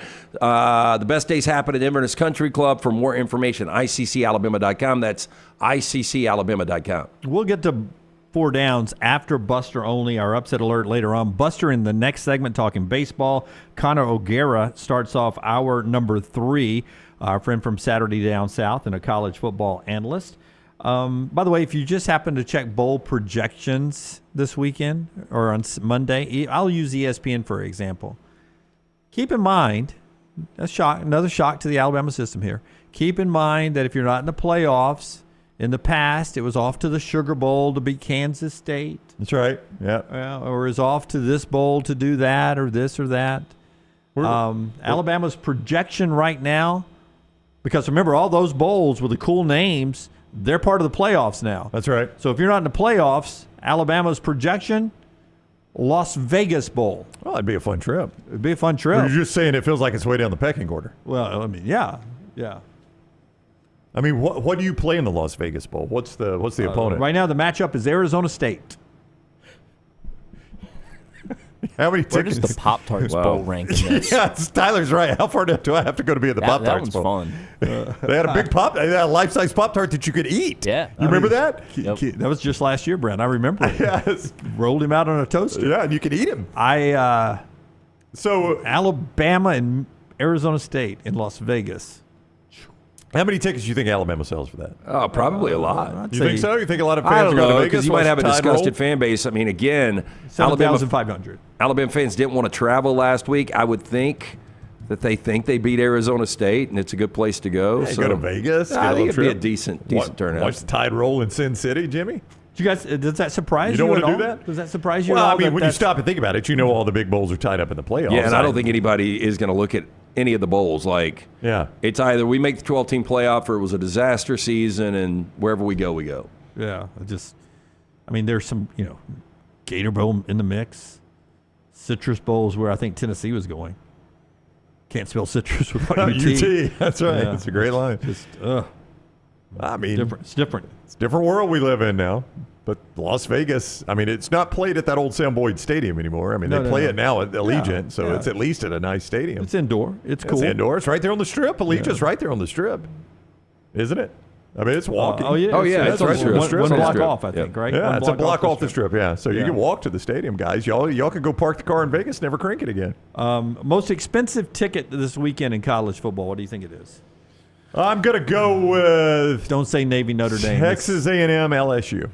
It is Texas A&M, LSU. It's just as big a game in College Station. Now that Notre Dame game to open the season was pretty big. Mike Elko's first game. I would say this is the biggest game in College Station since one of those Alabama games. I don't know if you would go as far back as the return after the Johnny Manziel game, which would have been 2013. That was a massive game. You were there. Yeah, I don't know what the cost to get in was. It had to be massive. It's a massive stadium now, but it's $211 to get in. I'm going to say biggest game in College Station since 2013 Alabama. I can't think of another one that would qualify. Now, the year they beat Alabama, obviously that was a big win, but that game didn't feel the same way as 2013 did. Texas Vanderbilt. I know this sounds like a joke. That's got to be a decent ticket, though, because I would assume LT, Texas is the second most expensive ticket this weekend. I mean, Texas fans are going to travel to Nashville. That seems like an easy jump. Austin to Nashville is probably an hour and a half flight. Yep. And that's a great town to travel to. Boy, I'm not surprised. They are going to have fun. And even Vanderbilt fans, if you have some around, are going to want to go to that game. Yeah. I mean, I'm assuming when Texas went to Lawrence, Kansas, they took the stadium over. Wouldn't you assume that? I would assume that. So this is going to feel a lot like that for them. They're like, okay, this is the Big 12 Lawrence. I mean, this is the SEC Lawrence. I told you guys the only Kansas game I've been to, it was 90% Nebraska fans in Lawrence for that game. I'm sure that's the way Texas did it too. So they're going to be like, okay, this is like us going to Lawrence. We could take a road stadium over, except Nashville, I'm guessing, a lot better than Lawrence, Kansas. If Vanderbilt wins on Saturday, I know you guys are giving them no shot. I am. You had a But they will become the first home team since 2017 to knock off 2 top 5 teams in one season. Do you know who that team was in 2017 to do it? Okay, say it again. They will become the first home team since 2017 to knock out 2 top 5s. It is Auburn. Auburn did it in 3 weeks' time, too. Yeah. Almost back-to-back games. All right. Buster coming up on the other side. Show being brought to you by our friends at Hemphill Services. They bring you Lance's Lock and a lot more. Yeah, 205-229-2090. That is the number you need to call if you experience any heating, plumbing, or cooling issues. Hard to stop a train. Call Adam, Chad, Andrew, the guys there. Tell them the next round sent you. For more information, hemphillservices.com. And our friends at Storm Restoration Roofing. Greg from Pell City, locally owned more than what, Brown? 20 years? 20 years, yeah. Been up on a lot of roofs, Jimmy. It's a lot of roofs in over 20 years. Greg Nelson gets up there, him and his family members, to do that free, no-cost evaluation, free inspection, full roof replacements, roofing repairs. He handles all that, free quotes. He'll do a inspection if you're selling or buying a house. They get a trustworthy guy up there that'll shoot you straight right there. A+ rated with the Better Business Bureau. Central Alabama's most trusted name is Storm Restoration Roofing. Greg from Pell City on Facebook. Call him up, 205-542-3531, 542-3531. His long-standing relationship with insurance roofing providers there, the people that go out and write up the claims, it helps you out in the long run. Handle storm damage too. It's Greg from Pell City and Storm Restoration Roofing. Take the next round anywhere you go with official Next Round gear. Buy yours today at nextround.store. What's up, everybody? This is Mayor Woodfin, the mayor of the city of Birmingham. The McDonald's Magic City Classic, presented by Coca-Cola, returns to Legion Field October 26th. Watch the parade fill the streets of Birmingham. Turn up at the Coors Light tailgate party, enjoy the bands at halftime, and of course, bring that magic into the stadium. The best seats are selling fast. Tickets start at just $25. You don't want to miss it. Get your tickets now at MagicCityClassic.com. Hey, you. Feel that? That's fall in the air. And New Balance Birmingham got your fresh fall pair. To kick it during game time and sport from the sideline. Come together at New Balance Birmingham on Highway 280 right next to Chick-fil-A. New Balance Birmingham, we got now. Stop by the New York Butcher Shop and pick up the finest in certified Angus prime beef steaks and burgers, premium pork chops, ribs, and all-natural chicken cut to order just for you. Their chef-prepared entrees and side dishes are the perfect dinner-to-go choice for your family and are ready to heat at home. With a great selection of fine wines and desserts, the New York Butcher Shop is your one-stop dinner shop. 2 locations to serve you, Cahaba Heights and on Highway 119 in Greystone. The New York Butcher Shop. Rare quality, well-done service. This hour of The Next Round is presented by the Birmingham Racecourse Casino, now featuring 7 days of giveaways with your chance to win a share of up to $125,000. The more you visit the Birmingham Racecourse Casino, the more chances you have to win.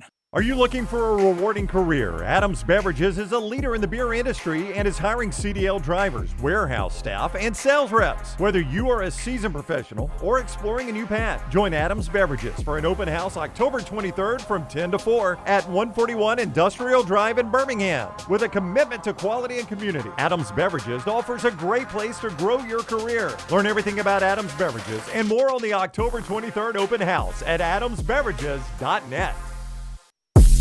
From the creators of The Next Round comes 2 new sites, covercrimson.com and thebarnauburn.com. 2 team sites with the same excitement and information-driven content that you get every day on The Next Round. Live daily shows, recorded shows, free of charge, plus premium content with insider information starting at just $1. And it's the perfect gift for the Alabama or Auburn fan in your family. Covercrimson.com or thebarnauburn.com. Sign up today. What's up, everybody? This is Mayor Woodfin, the mayor of the city of Birmingham. The McDonald's Magic City Classic, presented by Coca-Cola, returns to Legion Field October 26th. Watch the parade fill the streets of Birmingham. Turn up at the Coors Light tailgate party, enjoy the bands at halftime, and of course, bring that magic into the stadium. The best seats are selling fast. Tickets start at just $25. You don't want to miss it. Get your tickets now at magiccityclassic.com. Hey, for all of your IT and printing needs, reach out to our friends at Xerox Business Solutions. Look, I'm still one of those old school guys. I print my notes every single day for the show. If you watch the show here on The Next Round, you see all the notes in front of me. From day one, Xerox Business Solutions, they've been with us here at The Next Round. Local for over 45 years. For all of your IT and printing needs, visit XeroxBusinessSolutions.com or call 205-969-3000. That's 205-969-3000. Our friends at Milo's Hamburger invites you to join them in the fight against hunger in our local communities by bringing non-perishable food items to your local Milo's, including canned goods. When you donate a canned good or any non-perishable food item, Milo's will give you a free drink. Together, we can make a difference.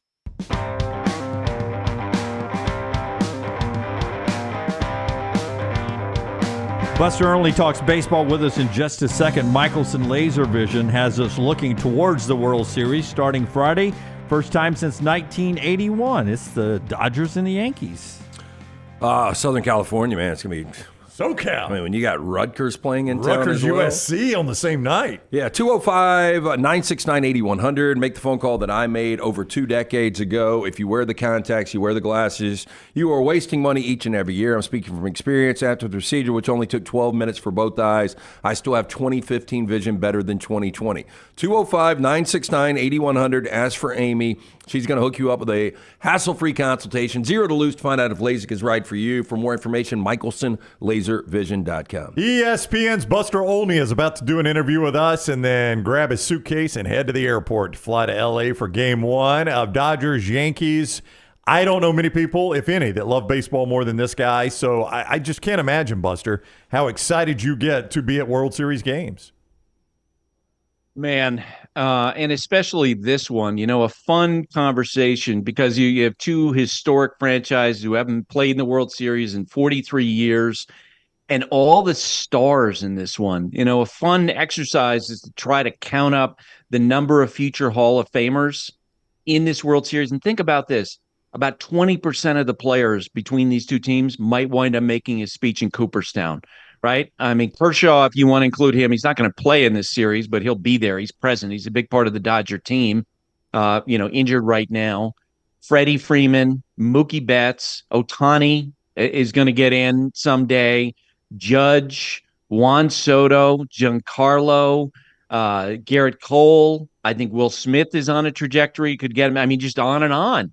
It's really remarkable how many stars are in this thing. The first time ever that each of the contending teams in a World Series has a 50 home run hitter. It is going to be so much fun.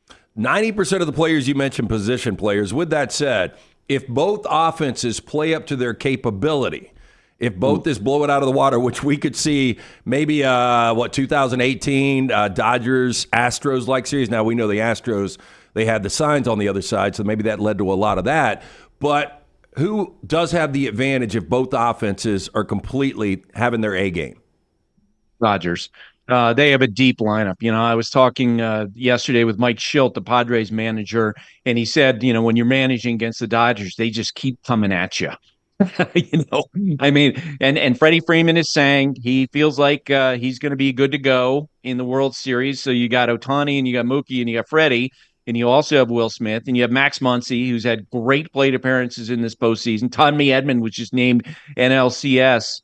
From top to bottom, their offense is tremendous. As you know, I mean, most of the time this year when we get to the World Series, the conversation is about the pitching, because pitching typically dominates in the postseason. But the Dodgers have been able to overcome their lack of starting pitching in this postseason because of the margin for error created by this offense. In 6 games, the National League Championship Series, 46 runs, almost 8 runs a game. That's crazy. Now, the Yankees have a really good offense. I don't think it's as great as the Dodger offense, but when you have postseason Giancarlo Stanton, Aaron Judge, Juan Soto at the core of it, Gleyber Torres is hitting better. He's had some really great plate appearances. Anthony Volpe swinging the bat well. A key guy for me is going to be Jazz Chisholm. Like, they're going to need him to contribute something if they can go pound for pound with this Dodger offense. We lose Fernando Valenzuela, and back to that when he was 20 years old, this rivalry was such a big part of that era, and now he passes before this series starts. Is Major League Baseball going to honor him in this series, and what do you remember about Fernando at the age of 20? Yeah, so Rob Manfred has announced that they will honor him. It's not a surprise. I'm sure they'll have a moment of silence. I wouldn't be surprised to see the Dodgers have some sort of a decal added to their uniforms with his number 34. Look, I grew up, I've told you guys before, I grew up a huge Dodger fan. And, Fernando was part of that team that broke through for me. And I don't think that there's been anything that in baseball in the time I've covered it that could match his beginning of the 1981 season where, and this is back in the days before social media and Twitter, and you're wondering, as he, throws a shutout on opening day for the Dodgers in his next start, well, can he keep it going? And he could. Shutout after shutout after shutout at the beginning of the year through 8 starts, 8-0 with a 0.50 ERA. And Dodger Stadium filling up. And he was, had such a presence because he had that unusual delivery, left-hander who would stare at the heavens at the apex of each of his delivery, throwing that screwball at a time when starting pitchers are throwing 140, 150 pitches per game. I mean, he really, he inspired a generation of fans. I think like very few players have.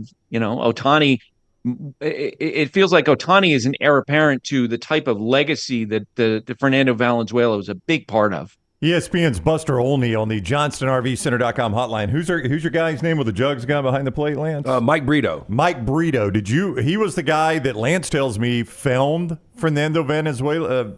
Fernando? I don't know why I can't say his name. Yeah, he did. Fernando was 18 years old, he Mike Brito was a scout. He always says behind home plate, you could always recognize him because he had that big cigar as he held up the radar gun.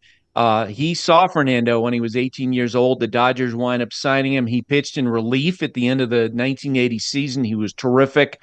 And in 1981, Fernando was on the cover of Sports Illustrated. And in that year ends with him pitching in a World Series game, Game 3, 147 pitches, 9 hits, 7 walks allowed, complete game.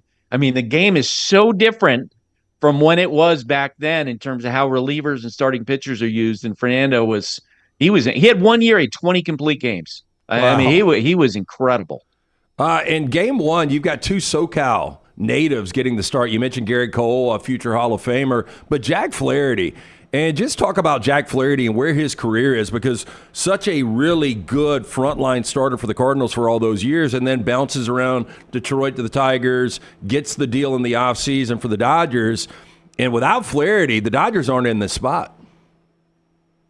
That's right. And at this time, I mean, the Dodgers at the beginning of the postseason, they only had really 3 healthy starters available to them. Jack and Yamamoto and Walker Buehler. And that's it, and a bunch of relievers. And, Jack's had some good games in the postseason. He's had some games where he hasn't pitched very well. He got lit up by the Mets the last time. I think what's really interesting about this, and Brian Cashman, the Yankees general manager, his ears will be burning during that game 1 start, because at the trade deadline, the Yankees had a deal arranged for Jack Flaherty, but they called it off when they looked at his physicals. There was something about his back that made them walk away from that deal. So if Jack Flaherty pitches well, man, Brian Cashman is going to get some criticism, for calling off that deal. And if he pitches poorly, then I'm sure that on the Yankees side, they'll feel somewhat justified in that decision. I have no idea what he's going to bring to the table. And I'll be honest, I have no idea what Garrett Cole is going to bring to the table. There have been times in his career when Garrett Cole is the best pitcher on the planet, and there have been other times in big games when he's really not come up big. They had a playoff game at Fenway Park a few years ago. He pitched terrible. I don't think he got through the 4th inning. So, you're talking about 2 pitchers with a lot on the line as they take them out in game 1. Who gets the credit for rebuilding this Yankees bullpen? I was reading on your site, ESPN.com, about Weaver, Cousins, and Hill, and they did not have a good resume. They were waivers, releases, and a White Sox. Yeah, that's right. And I'd say this, the Yankees have gotten criticism for different things that they necessarily haven't done well. The one consistent thread over the last 15 years is they have consistently built really good bullpens. They clearly have a knack for identifying guys and then building with them. They have, they have put together some excellent bullpens in recent years. But I also think, and I talked to Brian Cashman the other day in the dugout in Cleveland, he fully acknowledges, like, Luke Weaver was not someone that they looked at as being, we're going to get a guy who might close out Game 7 of the World Series for us. He was kind of a journeyman, and they changed his delivery a little bit, and they changed the way he threw his fastball. And if you talk to Luke Weaver, to me, is like the perfect personality to be a closer, because he always has this look on his face like, can you believe him in the World Series? Can you I can't believe it. And he's this slender guy at a time when, pitchers are monsters. They're 6'5" and 6'6", and he's like 6 feet, and it looks like if, he jumped into the water, he'd be 180 pounds soaking wet. And I think he kind of thinks it's just a really cool event, and he's having so much fun. So a 2-part question, or a multifaceted question, however you want to look at it, Buster. I am assuming, being the Yankees manager, it's judged by world championships for Aaron Boone, right? I mean, you can win all the games you want, but if you're not hanging, getting a ring, hanging a banner, whatever it is, it's a failure. I think it's probably the same way for the Dodgers, and I don't know, Dave Roberts, how much credit he gets for that COVID-shortened world championship. So I guess right. I set that up, and I'm assuming I'm correct in both those assumptions. Of the managers, which one does this feel bigger for? I think it's bigger for Aaron Boone because he is an option. He's not under contract right now for next year. Oh, wow. And I, coming into this year, the question was, would the Yankees advance far enough? I believe that both managers getting to the World Series is going to check a box. Like, I think Aaron Boone, who's very well liked by Hal Steinbrenner, the owner, very liked and respected by Brian Cashman, I think he's going to get an extension either way. But these are both managers, because of, they're leading these 2 monster teams with the $300 million payrolls, that they are both vulnerable to the Grady Little moment. Okay, that's the name of the manager of the Red Sox in 2003 who left Pedro Martinez in the game, and it led to, talk radio mayhem. And within 2 days after they were eliminated, he was fired by the Red Sox. I don't think that'll happen for either Aaron Boone or Dave Roberts, but let's say there's a colossal managerial mistake. I guess it would be possible, because the mob will be coming for either one of these guys, if there's a moment like that in the World Series. Yeah, this is going to blow because we discussed this yesterday. I just Googled what Aaron Boone makes as the Yankees manager, and the estimation is around $3 million. We discovered the other day that the East Carolina head football coach made what, $2.3 million at East Carolina University. We've talked about these salaries before, and you mentioned Craig Counsell and what he was able to get going to the Cubs. But outside of that, you just don't see managers making a lot of money. No, and it really reflects the change in power. I mean, when we were all growing up as kids, the manager was the field general. He was the most powerful person in the organization. But now, the comparison I make, and I really don't mean this, I don't want to get into a political conversation here. I want to make that clear. I think the managers currently have power that's similar to being like the White House spokesperson. Okay, they're oftentimes not the ones who are making the biggest decision. They are the face of the franchise because they get in front of the media twice a day. The real power is held by the general managers. That is definitely the case with the Yankees and the Dodgers. Andrew Friedman and Brian Cashman are the real powers. But I do think with Counsell's contract last year, Alex Cora's contract getting $7.25 million in his extension with the Red Sox, you're going to see those numbers start to push up. And David Roberts, who has 1 year left on his contract, Aaron Boone, as I mentioned, he's going to be in line for an extension after this year. They will help to push those numbers. All right, for the first time, we're not going to have the awkward goodbye to Buster, because normally in this interview, if it's a World Series sweep, we have to do the Buster, if you're not back with us, we really enjoy it. But we're guaranteed at least a Wednesday game, so you could come back on next Wednesday. I know Thursday's your normal day, but we could do next Wednesday, right? I can't wait. I'll be in New York probably either way. Okay. All right. So either way, we've got Buster next week, so we don't have to do the awkward goodbye, and I am thankful for that. It's always so awkward. Buster, enjoy the World Series. We'll see you next week. Okay. Thanks, guys. Always fun. All right, buddy. Take care. That is Buster Olney of ESPN with us on the JohnstonRVCenter.com hotline. Let's clean up Deadwood. Deadwood. Oh, no. Brown said that he didn't know why he could not pronounce Valenzuela. I was going to say Venezuela, Tyler. Now you can't figure out why you can't pronounce could not, which is obviously a nation and not his last name. Yeah. Yes. Could it be the place you're going tonight, you struggle with Spanish? Is that a shot at me? You set up for a shot at me? I'm just saying. Yeah. What's one class you need to graduate? Jim, I need Spanish 2 or whatever it is, 201, 220 or whatever the crap it is. Probably change the name by now. Probably change the name. Certainly change the professor by now. I'm never going to get it. Valenzuela. My kids. Who's the current president right now? That's Don Killingsworth, actually a classmate of mine at Jacksonville State. He and I went to school together at Jacksonville State, and he's now the president, Dr. Don Killingsworth. He went to school with you? Yeah, at Jack State. Oh, yeah, Dr. Killingsworth. Get him up there after he's had a couple of scotches tonight in the third quarter. Yeah. What could be a Jack State blowout it's going to be over a the Blue blowout. Raiders. Who's got the scotch, Brown or the president? The president. Okay. And then you just start angling in and say, hey, look, boy, I wear your gear. We talk you up a lot. That's right. Yeah. I just need an honorary credit. All I need is a degree, Doc. All I need is a degree. I love how Lance, he's college president, so he drinks scotch. Yeah. He probably does. Yeah. Does he? Is his patches on his elbow of his sports coat, is it ruffled? Yeah, he's got that might pipe. have a corn pipe, yeah.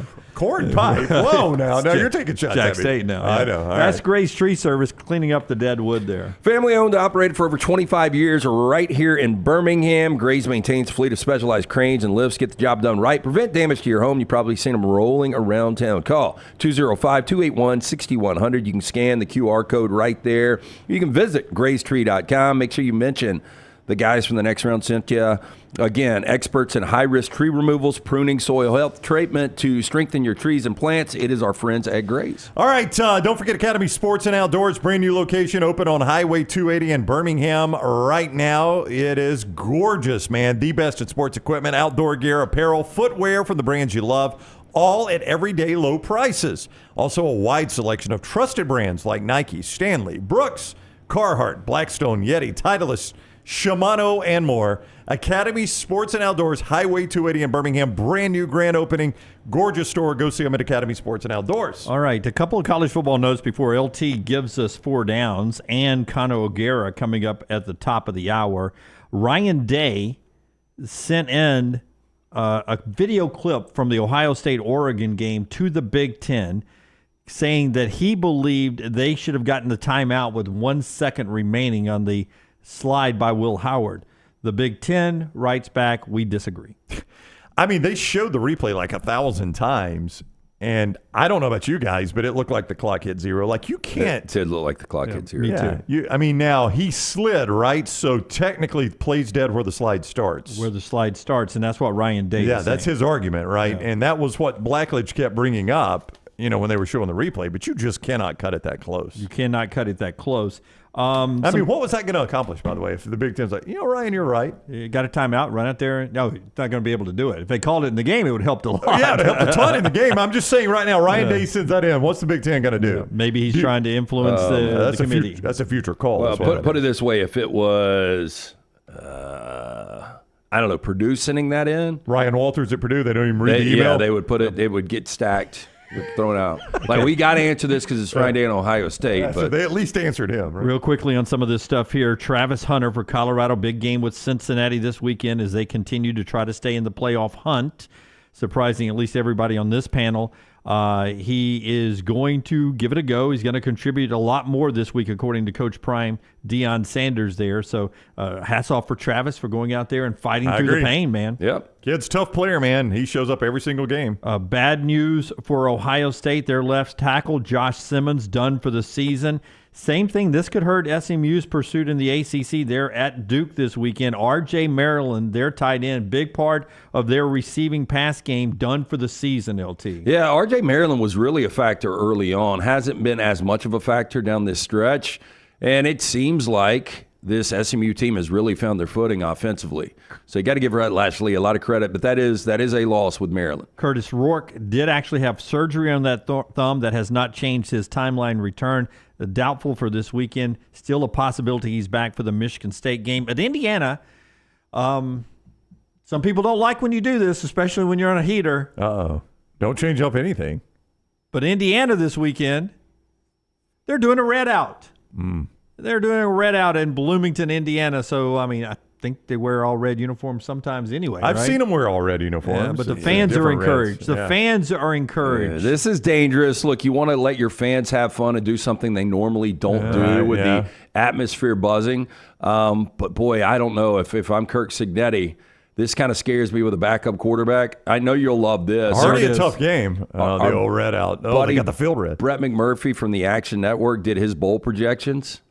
I think it was yesterday or today. Yeah. He's gotten the Cheez-It Citrus Bowl, December 31st in Orlando. For Indiana? Indiana against Alabama. Oh, no. That's worse than Las Vegas Bowl, it feels like.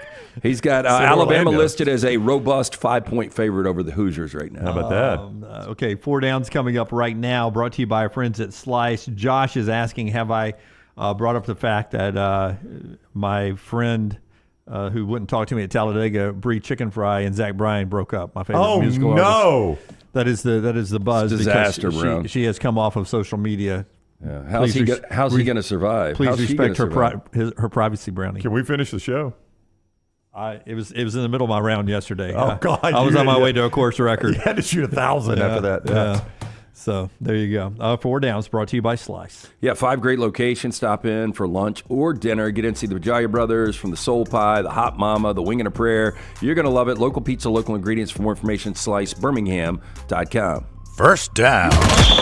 Bigger surprise in the American this year. Army and Navy have a combined 10-0 in conference record, or South Florida and UAB have a combined 1-6 in conference record. South Florida and UAB, I'm actually more surprised by, because I thought South Florida would. Now, Byron Brown has been injured. That's their quarterback, who played quite well against Alabama. It's almost like they left everything on the field that night. It really is. Because they have not been good. Coming out of Tuscaloosa, you thought, well, there's your American Conference champion. Yeah. I know Alabama pulled away late, but that's your American champion right there, and they're not even going to factor into the race. I mean, obviously, I think we're going to end up blowing the Colorado prediction. We missed some occasionally. We're human. I think we all thought USF was a 9-3, 10-2 team. Where were we on UAB? Did we not talk about them maybe being bowl eligible? No, I think I was more 4-8 on UAB, maybe 5-7 if everything breaks right. Yeah, with all that said, I didn't think UAB would be very good. I thought South Florida would be really good in year 2 under Golish. But I'm going to say USF, UAB. I mean, I would go Army, Navy. I mean, they're 10-0. I know, 10-0, and we're almost to Halloween. Yeah, I got to go Army, Navy. Yeah, I mean, both of them are pretty crazy. Second down. It's a little more difficult here. Bigger surprise in the ACC. SMU and Pittsburgh combined 5-0, or UNC FSU 1-8. We knew SMU was going to be good. Pitt seems like they're always sneaky good every other or third year, like Haley's Comet. I'm going to go to the other one, Florida State, and that other combination's more surprising to me, North Carolina. I thought North Carolina would have an off year because Mac has had average years with quarterbacks that seem to go in the first round of the NFL draft every other year. But Florida State, and I had them at 25th in our poll. I thought they would go 8-4 and really drop down this year. But for Florida State to be where they are after where they were last year is no excuse. I'm about to pull up their schedule. And Alabama fans that are mad about the Kalen DeBoer hire, a lot of you wanted Mike Norvell. A lot of you wanted Lane Kiffin. 1-11 is in the cards for them, by the way. I don't know if you've. Oh, it is. Now, Charleston Southern, they're probably going to beat. But I mean, at this point, you're so beat down, you never know how those bye games are going to go. 2-10 is absolutely in the cards. So I'm going to say that's the most surprising right there. That combo. I agree. Third down. So the Big 12, more surprising. BYU and Iowa State a combined 8-0 in conference, or Oklahoma State and Kansas a combined 1-7. Oklahoma State and Kansas. I thought Oak State would. Every time we're going the negative ones, Brad, but I agree with you. But we should really be floored by the ones that are doing great, too. I agree, but Oak State and Kansas, I thought Leipold had turned Kansas around. I thought we even talked about Kansas being a sneaky college football playoff team because their schedule was so forgiving. Yeah, I thought they could go 10-2, win the Big 12, and actually get in. Yeah, I would say that the Oak State and KU, because I thought they were two of really the true four contenders. And now you got two teams in BYU and Iowa State, which I like both their coaches. I like Sataki. I like Mike Campbell. I think they're really good coaches. But for both of those to be a combined 8-0, it's pretty crazy. Truthfully, LT, so far, all three of these, I could answer either side. Oh, that's true. Yeah. As much great 4-down questions. Fourth down. What about this one? SEC. Auburn, Oklahoma, Ole Miss a combined 2-9. Or A&M, LSU, and Vandy a combined 9-1. That is Auburn, Oklahoma, Ole Miss combined 2-9. That is insane that you've got those three brands. Yeah. I don't know if we might have to stop considering Auburn a brand. I know you play with a lot of Auburn golfers. Do they consider themselves a brand right now? I mean, if they're realistic, I mean, it's 3 consecutive losing seasons. And I think this is going to be, if I read this right, the first time in school history they've had 5 consecutive 5-ball seasons. I'll confirm that. Well, it's got to be more than that because Malzahn lost 4 or 5 games every year, right? Our conversations are more nuanced. They're not statistical. But anyway, with Auburn, Ole Miss, and Oklahoma combined 2 wins out of 11 games in the SEC, that's crazy. It is. And the only one that makes A&M LSU is Vanderbilt. Yeah, you added Vandy in, and that's what makes this so crazy. Yeah. I'm going to say that's the crazier one because of the Vandy's inclusion. Yeah, I'm going to go the positive side on this one. I mean, we thought Auburn could be 6-6. They take 6-6 right now. I mean, Oklahoma 6-6 was in play. We thought Oklahoma would be 6-6. We didn't think Ole Miss would be 6-6. We thought maybe 8-4 though. Maybe. But the other side, no. The upside's the good stuff there.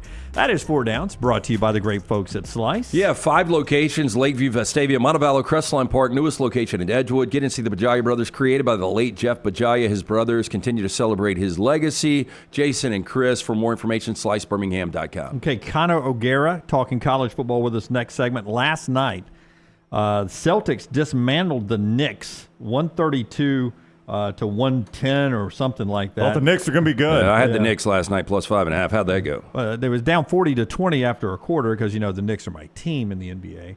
So I'm sitting there glued to every dribble. 40-20 after the quarter. Did you tailgate? The defense is garbage. Karl Anthony Towns, look, offensively great player, but he is going to weaken what the Knicks had defensively last year. Yes. And what I was saying. For the Knicks to shoot 55%, lose by 23, and give up a NBA record-tying 29 threes, where, by the way, the Celtics were trying so hard to break that record in the fourth quarter. Like, I didn't really – because I had the game on, but I didn't have the volume on.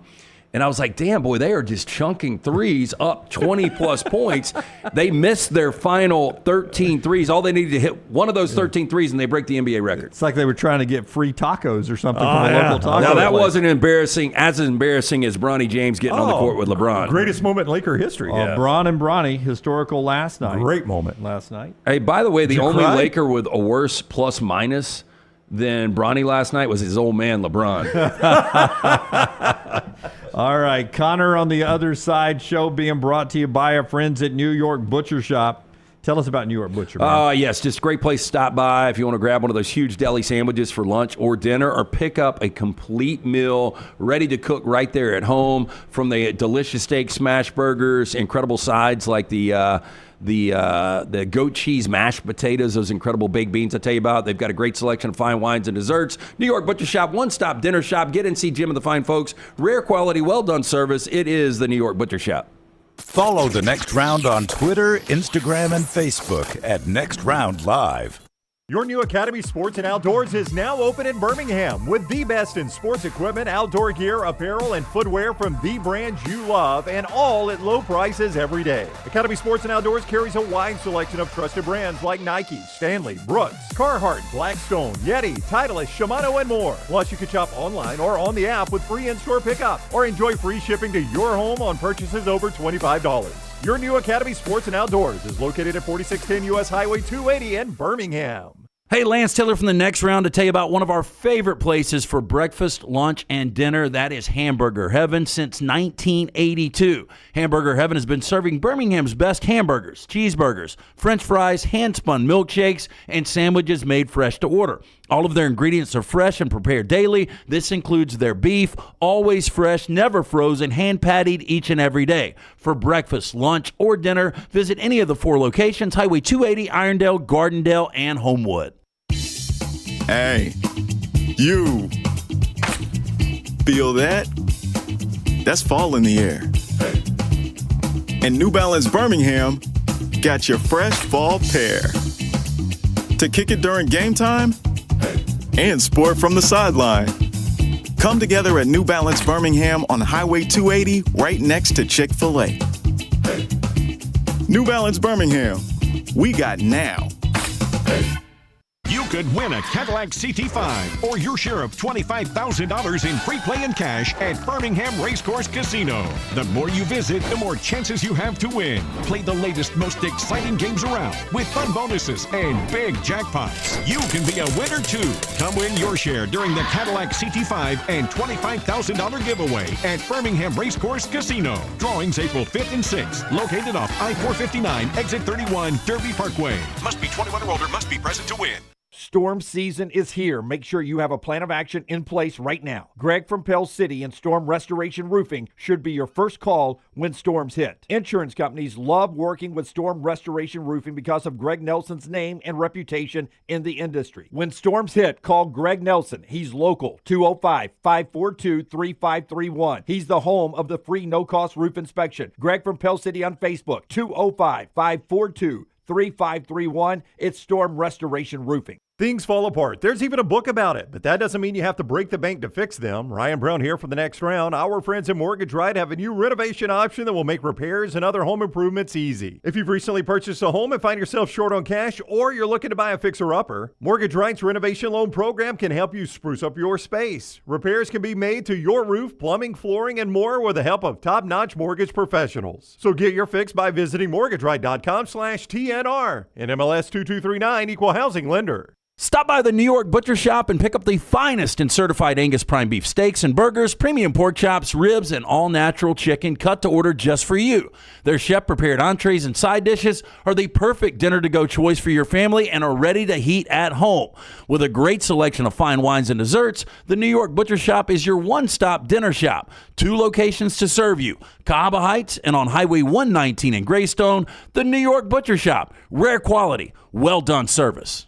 Follow Next Round Live on Twitter, Instagram, Facebook, and YouTube. The social media team at Next Round Live is dedicated to giving you daily news conferences and practice video from UAB, Alabama, Auburn, and around college football. Follow and compare to the sites you used to visit. You'll also get the latest highlights and news from the Next Round Daily Show. Turn on the notifications so you don't miss a thing. Next Round Live on Twitter, Instagram, Facebook, and YouTube. See more at nextroundlive.com.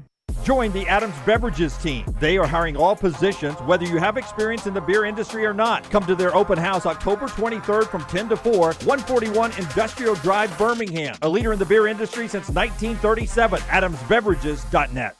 Start your day online with our website, nextroundlive.com, for the latest videos, podcasts, and college football stories. It's also a great way to stream the show or shop in the Next Round store. Stay connected by visiting nextroundlive.com.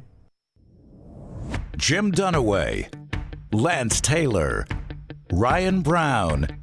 Live from the Birmingham Racecourse Casino Studios, the Next Round, presented by Bud Light, is on now. Champy's Chicken always brings you this hour.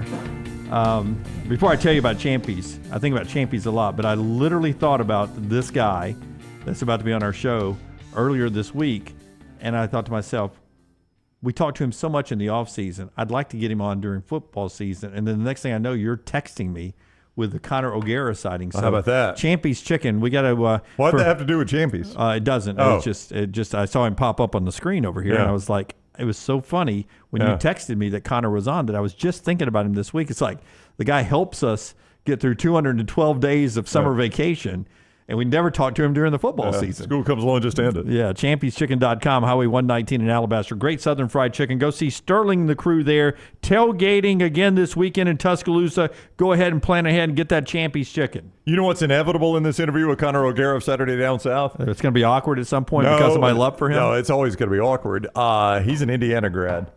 You know what's inevitably going to come up with it. Do you want to go ahead and start it with Indiana? Yeah, we can. I wonder I did not know this. You didn't know he graduated from Indiana? What is the chick from ESPN? Heather Dinich. I think she went to Indiana. Shut up. Yeah, I think so. Two people with microphones went to Indiana? Were they ever at a lawn party sharing a solo cup of cold beer?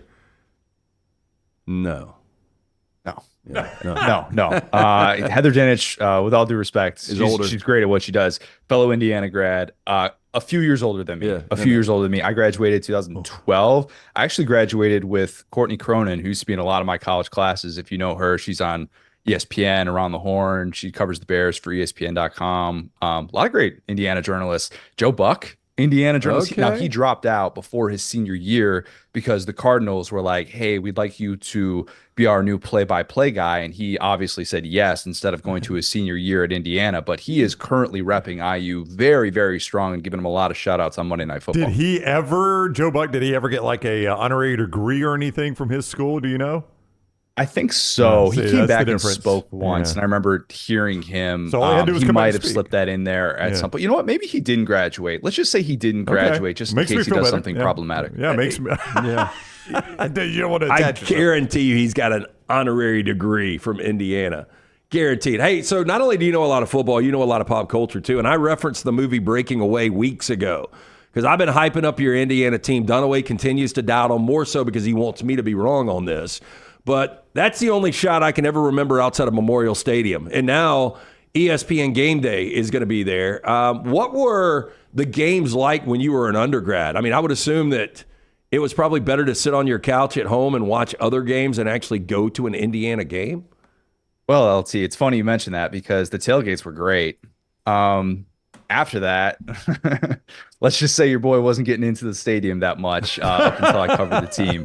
Freshman year, like that's actually the running joke at Indiana is freshmen go to football games. When you're a freshman, you got your IU gear, you like go into a game a half hour early, and yeah, maybe you've had a couple of adult beverages out in the tailgating lawns right next to the stadium, which is like, if people rank tailgates, Indiana football tailgates, we have never lost a tailgate. And that means nothing about the football program. But seriously, you will hear people on College Game Day reference how good the tailgating is because of this setup and how open these fields are. It's like the little stepchild of the Grove. I am not joking. It's not the scene that the Grove is, but in terms of stumble across from giant open fields, that's it. So we would stumble into games as freshmen, and then I covered the team as a junior. And let's just say sophomore through senior year, I didn't go into a lot of football games. They used to take the stadium picture of Memorial Stadium when Ohio State was in town. And it looked like a full stadium with red because obviously all the Ohio State fans have bought up all the tickets. It's the cheapest ticket they can get all year. So that's your little brief history of Indiana football that nobody cares about. Wow. I'd never think of Indiana. You just said fields, but there are beautiful hardwood trees in your tailgate area. I didn't picture that. I pictured it being a desolate stadium with open space lot of chalk line parking on the outside. No, it's a beautiful little tailgate area there you guys have. It's fun. It's so much fun. Like it is a really, really good space for it. And if you see any of the views, I mean, the campus itself, now I'm just hyping up my school, and I'm just as much of a homer as I've ever been on these airwaves. But more pickup trucks than you would see in Tuscaloosa or Auburn. It's like an SEC pickup gathering is what that was. I'm telling you, like the Indiana football tailgates are legit. I'm going to get in trouble for saying it's like the little brother of the Grove, or however I phrase that. But yeah, it's a good time. Don't knock it until you try it. I brought it up the other day, and this is a couple of weeks ago, that Indiana is supposed to be an incredible party school too, and I think both of these guys scoffed at that. But I've always heard like Bloomington, like the undergrad, is like it's a pretty wild time. We get after it. Yeah. Met my wife there. A lot of great times, a lot of great experiences. A house with 5 dudes. My final 2 years there, a lot of great times that were had in Bloomington. The bar scene is fantastic. We love it so much. I mean, we got married in Bloomington. Went back to my college bar afterwards, Kilroy's. Actually, that night was the very infamous now Texas is Back folks game. The night of our wedding, it was September 4th, 2016. It was Notre Dame in Texas, and everybody at the bar after our wedding was watching that game, and just like what in the world just happened. And then of course a few fireball shots later, we forgot it all. So tell me, at Kilroy's, do you remember your wife's go-to drink at Kilroy's? Was vodka cranberry, of course. Wow. Vodka cranberry was the go-to, and then it depends. Like I said, if we're really getting after it, Long Island iced teas, man. You get those $2 Long Island iced teas. Oh. Well, you did say stumble every time you referenced going into the stadium, so yeah, that makes sense. Are you upset when nobody has Indiana in there? Like I'm looking at Fox. Are we doing the whole thing on Indiana? Well, I'm just saying. I mean, Fox team, 12-team playoff projection right now from Fox. Indiana not mentioned. Does that bother you at this point in the season when Indiana's name's not in there? No, I mean, look, best team Indiana's played, Nebraska. And Nebraska, they beat them so bad that people are like, oh, Nebraska's actually not as good as we thought. It's one of those things where if that's a closer game, they probably get more credit for it. Instead, they just whipped them and exposed all of Nebraska's issues. But no, I'm not upset with it. Like, win your football games, go 11-1, and pray that the Big Ten doesn't keep you out of the Big Ten championship like it did 4 years ago, and everything will take care of itself. Yeah. Well, I'm pissed off Alabama's not in there. Why are you not mad at that Indiana's not in there? I think you know the answer. Look, here's the thing. If Indiana football is bad, it doesn't bother me. So that's why I don't consider myself a fan. I love seeing my alma mater do great things. I love the fact that like my cousin's a senior there, and she's having the time of her life this year, and it's so fun. And like I love seeing my university. I can't wait for College Game Day on Saturday morning. The first time that Indiana's ever hosted College Game Day on a Saturday, and we're gonna get to see so many great sights and sounds from Bloomington. So I'm here for all that. Connor O'Gara, Saturday Down South, is with us. At CJ O'Gara on Twitter is where you follow him. He's on the JohnstonRVCenter.com hotline. LSU and Texas A&M. Back to Southern football here. LSU and Texas A&M playing Saturday night at College Station. I said earlier it's the biggest College Station game I can remember since Alabama went back there in 2013 after Johnny Manziel upset the Crimson Tide and Bryant Denny in 2012. I mean, this has been a long time since they played this meaningful of a game at that stadium.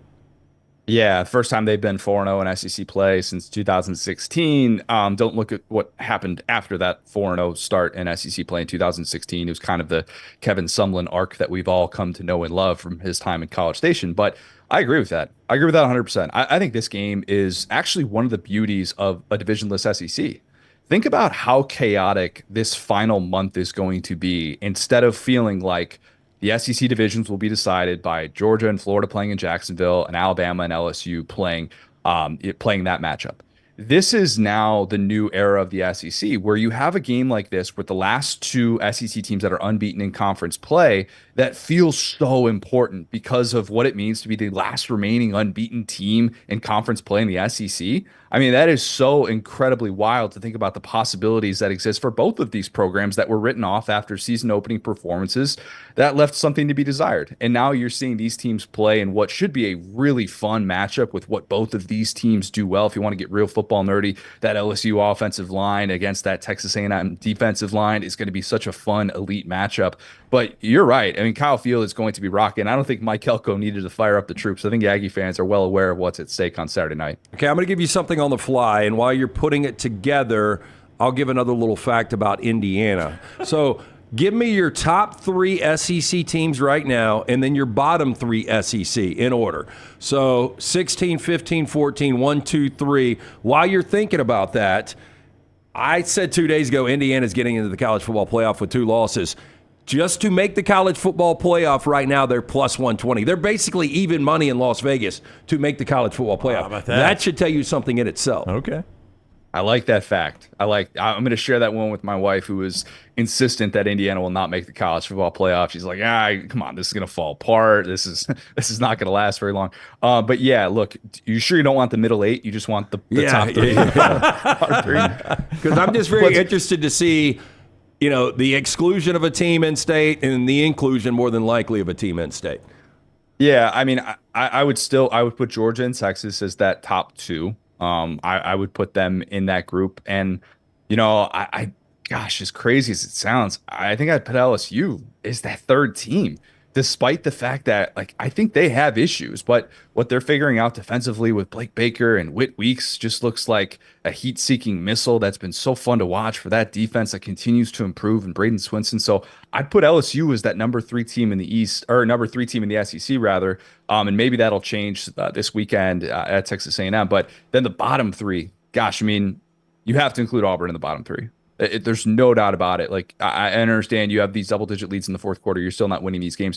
I'd put Kentucky in that bottom group, and then I'd put Mississippi State in that bottom group, just because I think that Mississippi State is quietly playing a lot better than people realize. I mean, 3 top 15 teams that they've kind of hung around with later in that game than people expected, with Michael Van Buren at quarterback. Don't think he's a disciple of the former president, but nonetheless, he's playing really good football. And I do think that there is at least a little bit more friskiness with Mississippi State, maybe compared to those 2 other teams in the bottom 3. You cannot prove he's not related to the former president. I would like for that to be pointed out. Yes. Yeah. It's a good point. They got DNA tests and stuff for that now. If I had that last name, buddy, I'm getting that DNA test as soon as I possibly can. Yeah, I don't know what it does for you to be related. I'm actually related to a former president. His administration probably could get a tour, right? Probably so, yeah. White House, they probably feel easier about letting you in. I don't know. Probably so, yeah. I'm a Van Buren boy. What former president are you? Andrew Johnson, out of Tennessee, unfortunately. That's why you didn't say it. Yeah, it was Andrew Johnson. Yeah, you know the history there, right? Yeah, that's rough. Yeah. It's not great. Don't Google it. Unlike Kurt Signetti, we'll bring this all back to Indiana. Don't Google him.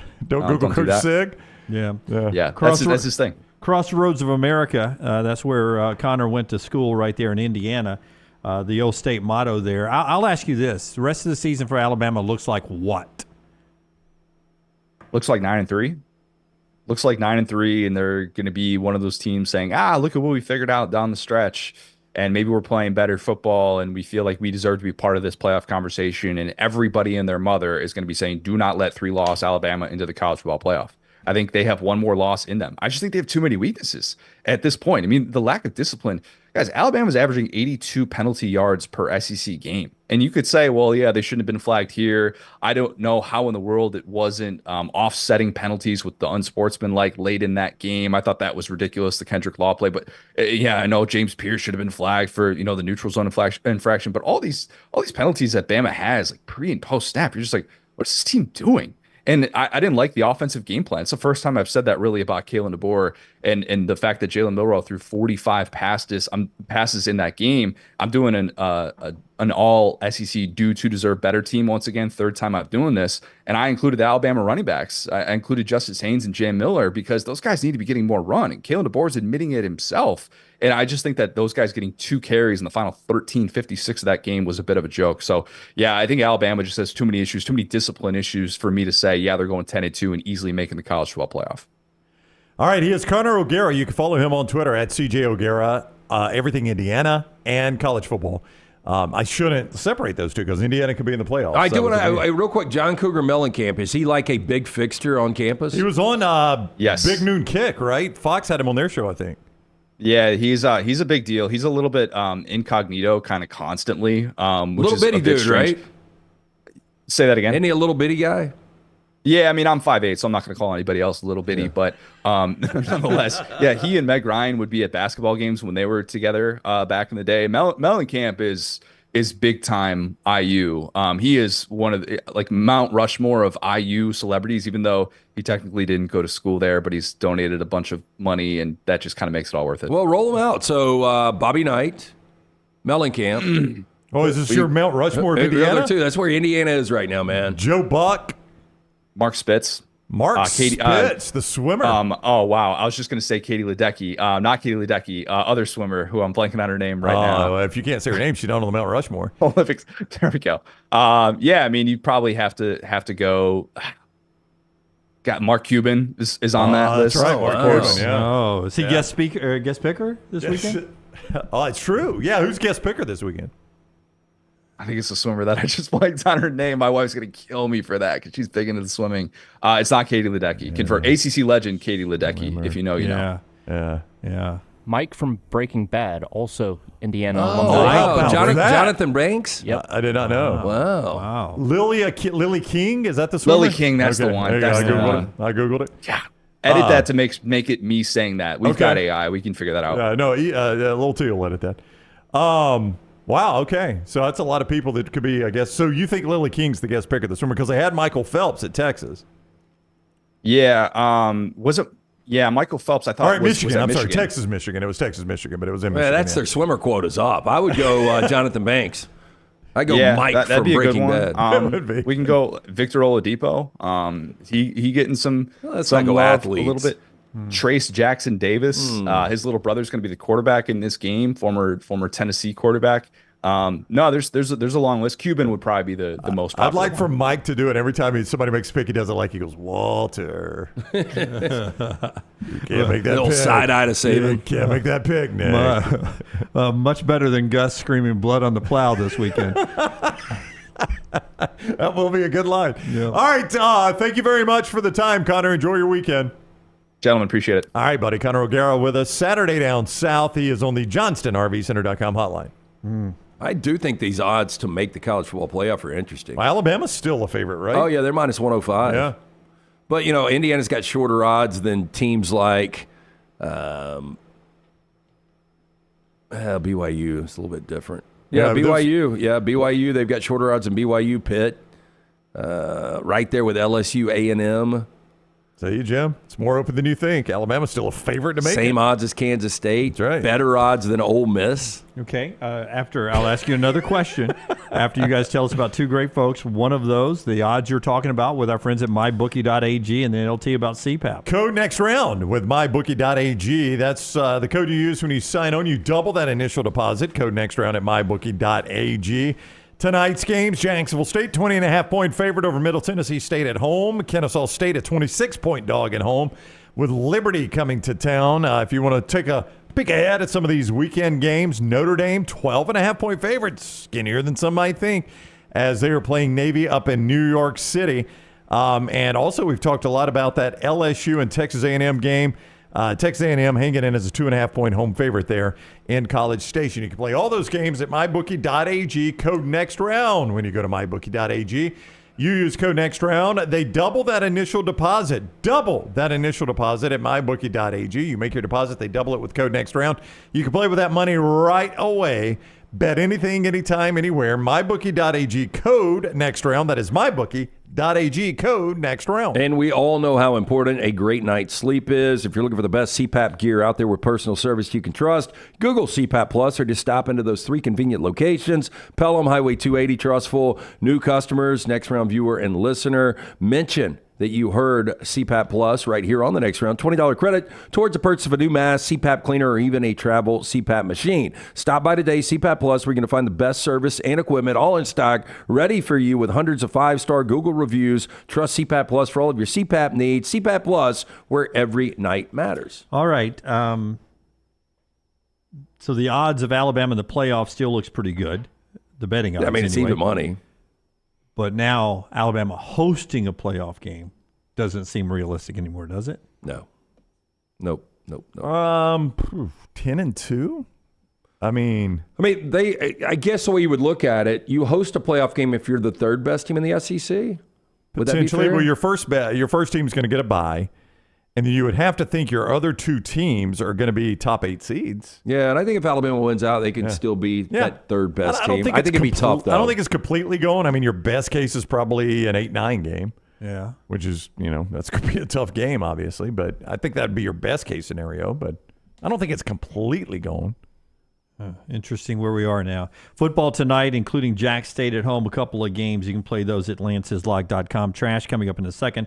Sneaky good game time here in a moment, but I did want to throw out one other college football note here before we get into that. As we get ready for this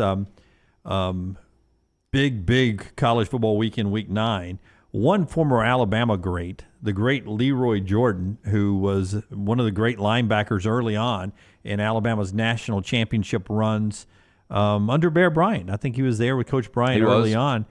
83 years old. He is on a short list of Hall of Fame finalists for the Pro Football Hall of Fame. He's never gone in. I think a lot of people would be surprised by that, that he's not in the Pro Football Hall of Fame. I thought he was a Pro Football Hall of Fame because he went on to be a big part of the early Cowboys' success in Dallas. Yeah, I just don't remember how good he was at the NFL level. I do remember the old, Bear Bryant would put 3 balls down on the goal line, and all the team would run down, and Leroy would always bring him 2 back. So that was the rumor. And then Bear Bryant, I think at one point said if they stay in bounds, Leroy will get them or something like that. Yeah. But I may be speaking out of turn here. I think he was one of the captains on those great Cowboy teams, a guy that called the defense on the Doomsday defense early on. Super nice guy. We used to be a big part of the Wedgwood charity event, and I remember I was tasked driving him to the airport after a round of golf from the old where were we? It was Tannehill.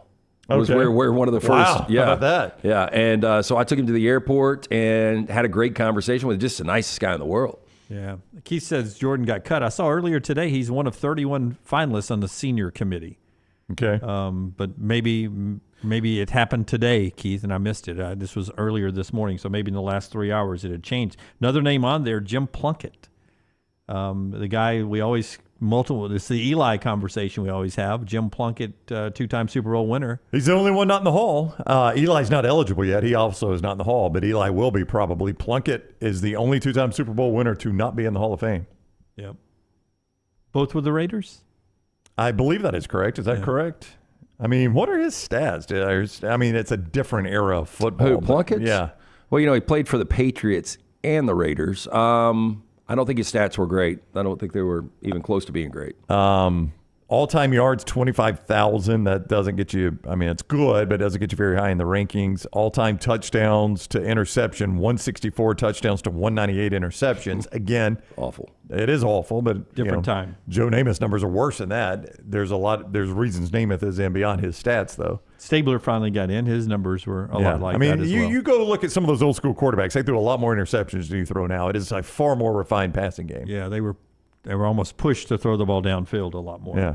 All right, it is time for our Spotlight today. It is brought to you by our friends at McCurry Van and Car Rental. Tell us about McCurry, Brown, and then we'll hit the big button. It's where you rent those vans, the cars, the trucks, the SUVs that are very, very difficult to find. You rent them from McCurry. They get you in and out fast. They make it easy to rent.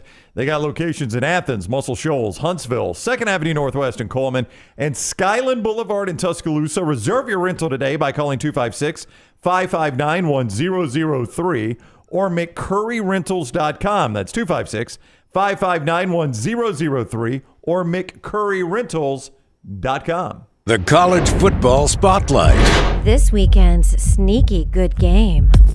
I'll start us off here.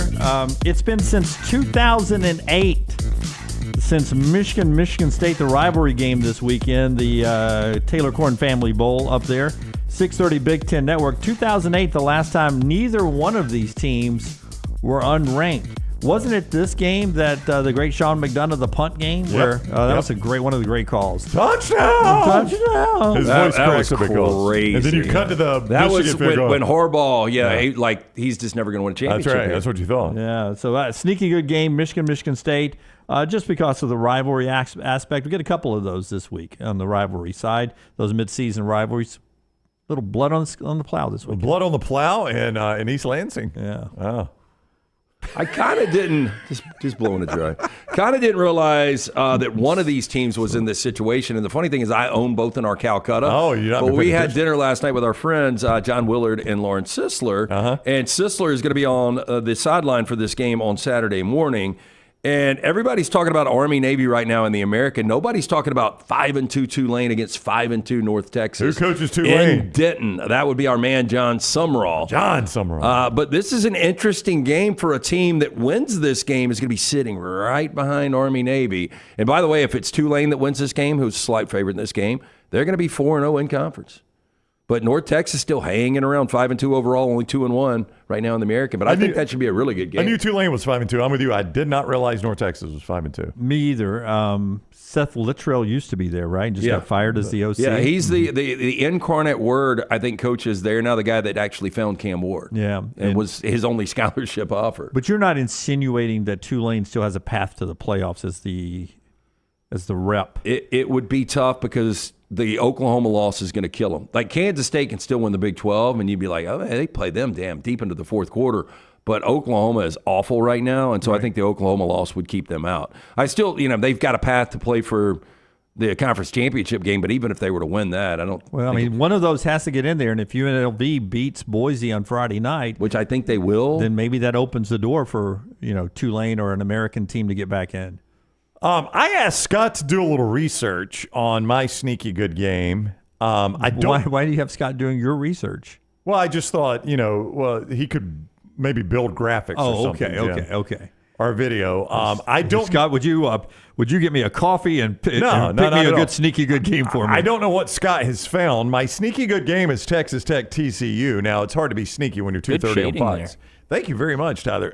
One thing I have learned in the course of this show, if you want to go strict Texas Tech logo, very difficult to draw, especially with dry erase markers. TCU a little easier. You just got to get the arc right. Texas Tech, TCU, 2:30 on Fox. Scott, what did you find out about TCU?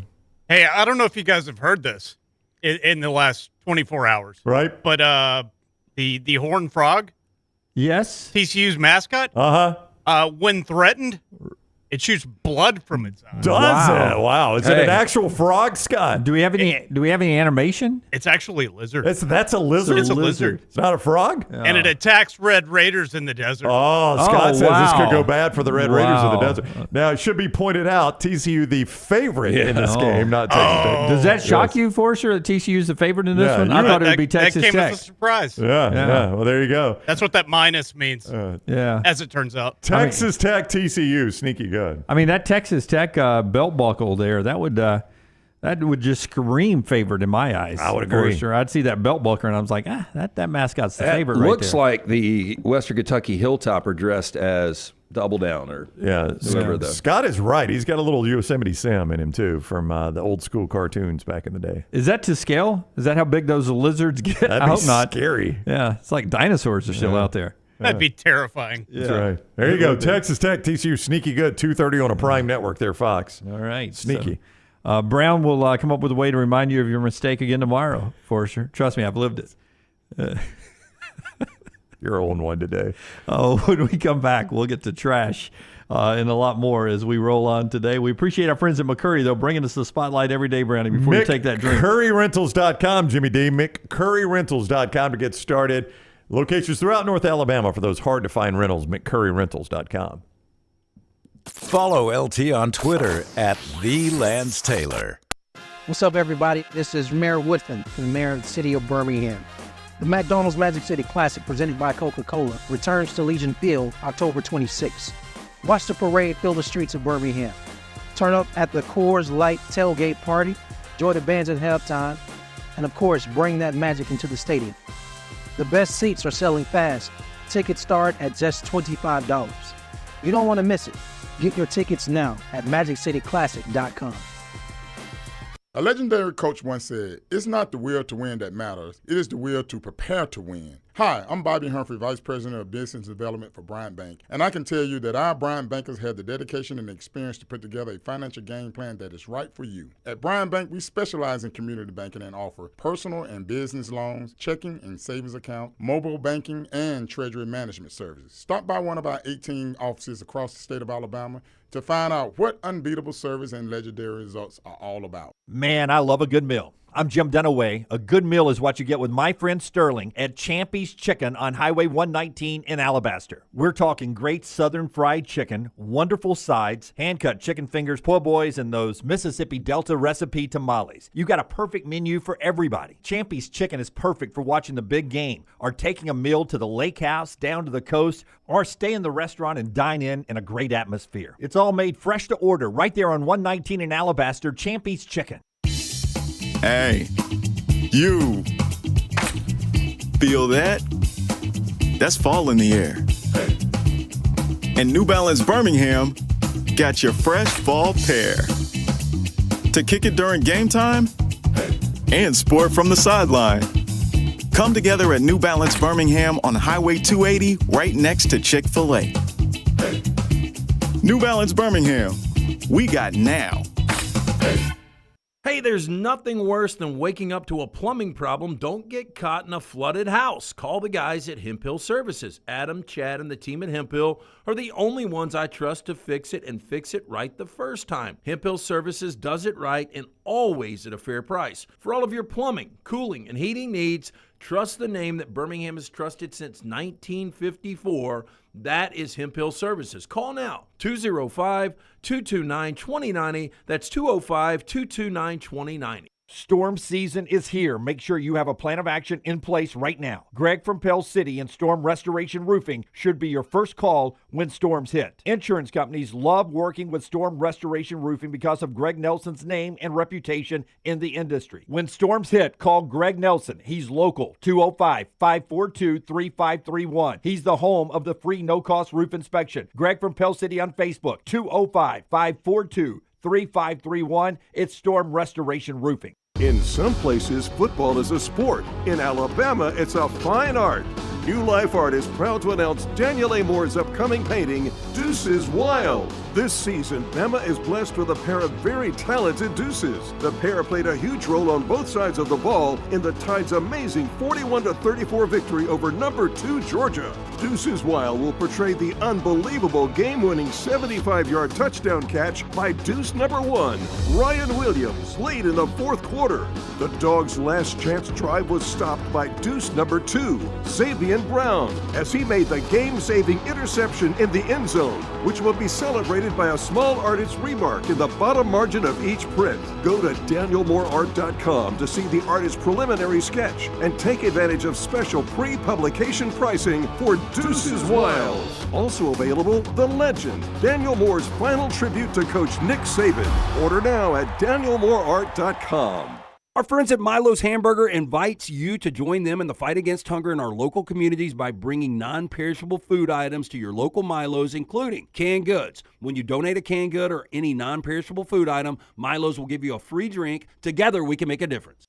Join the Adams Beverages team. They are hiring all positions, whether you have experience in the beer industry or not. Come to their open house October 23rd from 10 to 4, 141 Industrial Drive, Birmingham. A leader in the beer industry since 1937. AdamsBeverages.net.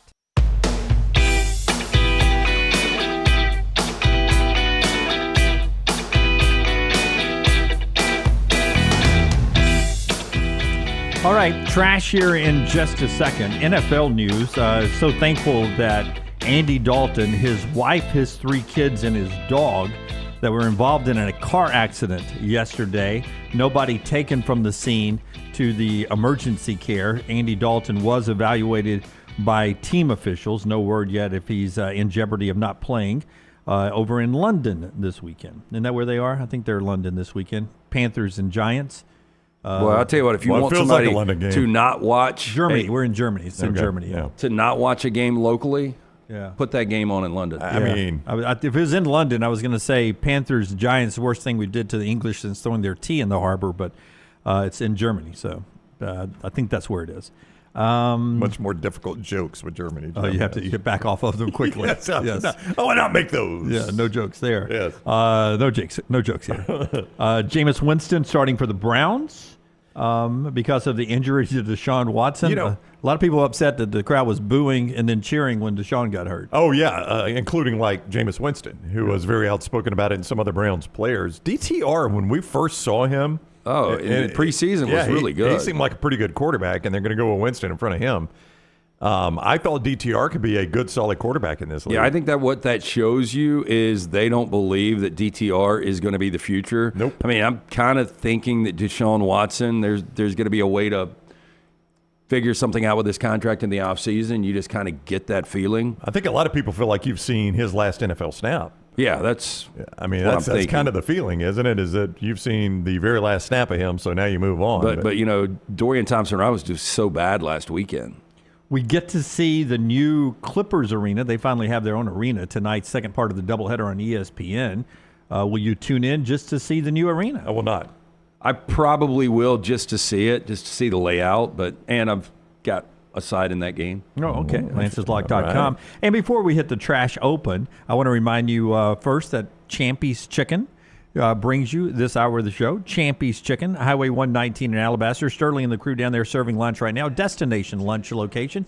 You can. That's okay. It's my fault. You can swing by there and enjoy the great Southern fried chicken, brined overnight. Also, hand-cut chicken fingers, Mississippi Delta recipe tamales, all the wonderful sides, and a smile. That's what you get from Sterling at Champy's Chicken. And where are you guys tonight? Brown's out. Who's with you at Odie's tonight? This is going to be a special little setup. So me, Taylor Korn, and Emily Grace McWhorter are going to be hosting Odie's Team Trivia tonight. If you've always wanted to meet Taylor and EG, come out tonight. We get started right around 8 o'clock. Goes for a couple of hours. Always a ton of fun. Prizes available to win. You can get there early, enjoy the great food from Rodney Davis, from the award-winning wings. Delicious burgers. Average crowd, age-wise, is usually 22 to 30. I would say the average, I mean, it just depends on the night, but what do you say? Kids are out of school, it's like 24, but we've got the dynasty in the back. I was about to say, those guys skew it up. One team skews it a bit. Yeah, but I would say most of the people close by the stage, 22 to 30. That's right. And a chance if you want to meet Taylor and EG tonight. 22, that's...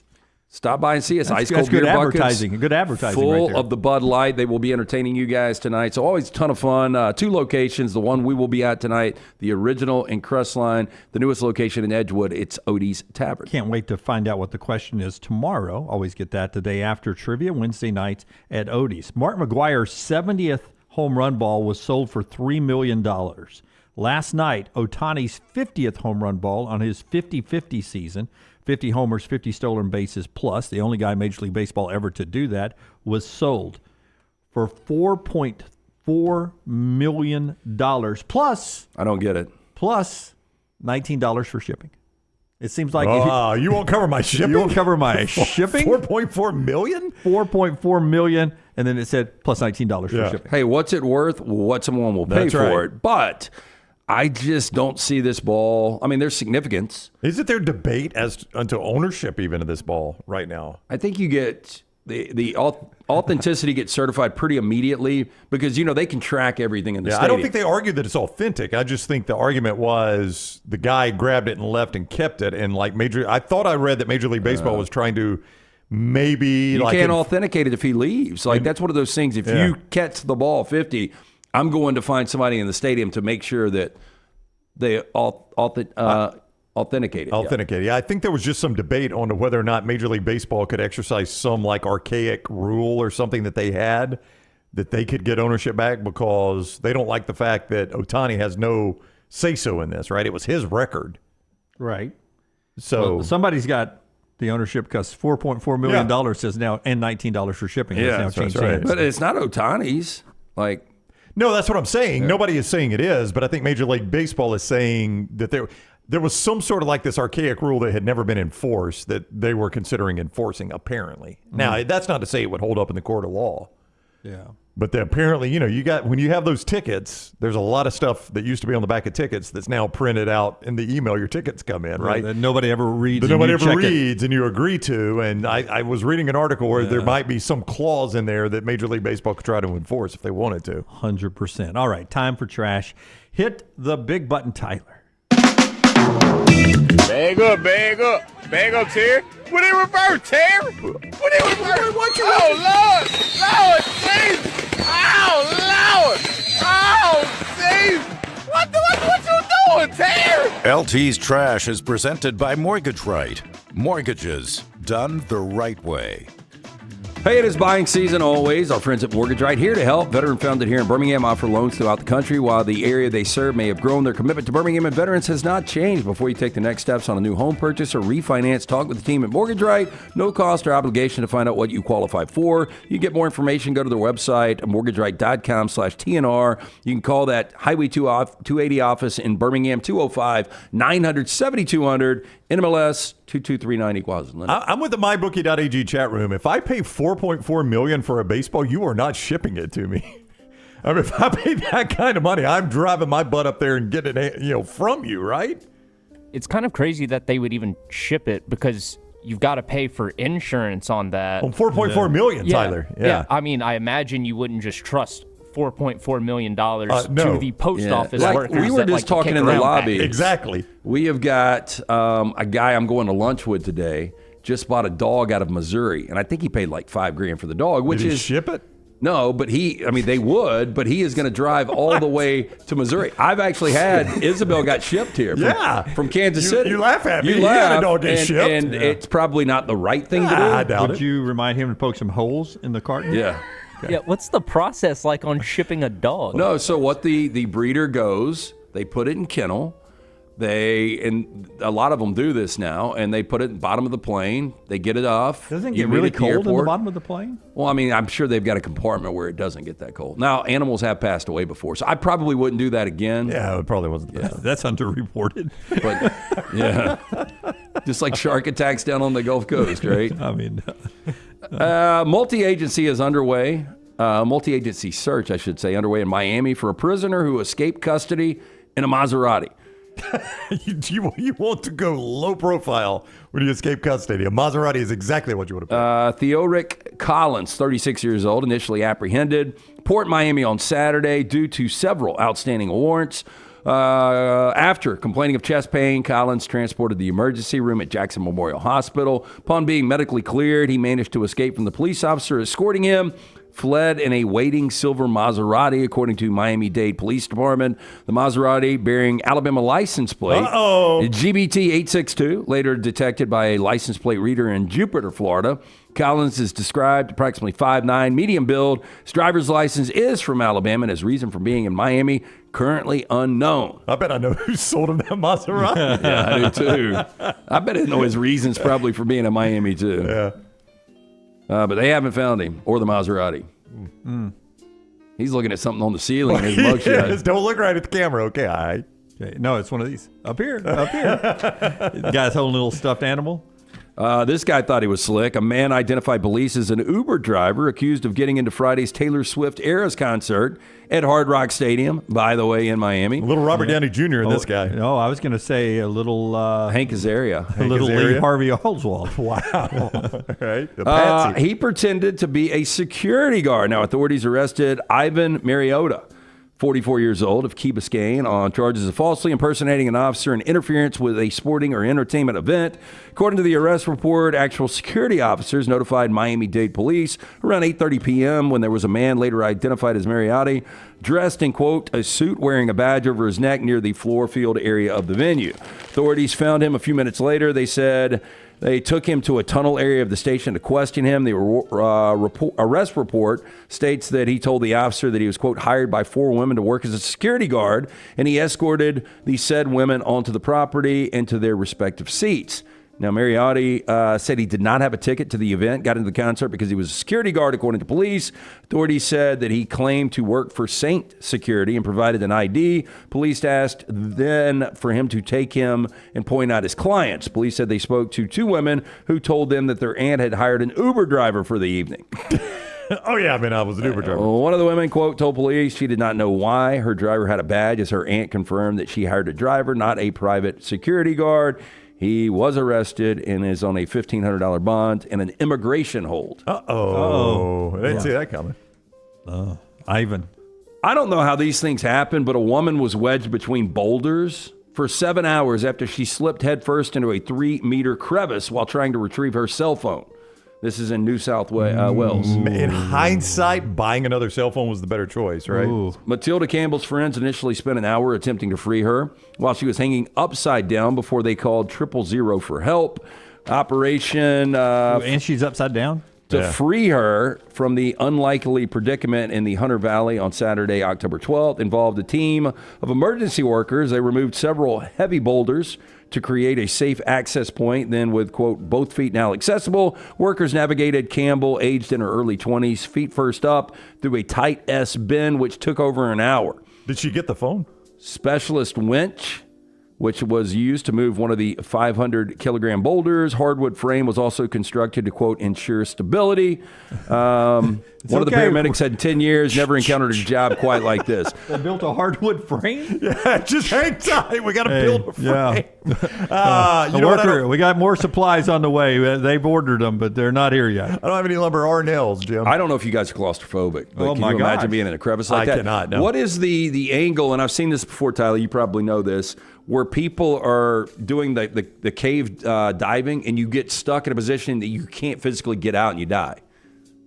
Oh, I think I've seen that before. Yeah. It's like a... It's this one? I think it might be an S-bend. It is an S-bend. No, yeah. you're right. I've seen the video. I've seen a TikTok video about this, and they get stuck in there. Because you've done this. Yeah, that's right. You can't back yourself out. Yeah, and it's all over with after that. There's no getting you out. Yeah. Video has captured a woman in India miraculously escaping injury after a water tank fell from a roof and landed perfectly around her. Here comes the footage. Oh, we got video. I love this, Tyler. Good job. We got some video. Here we go.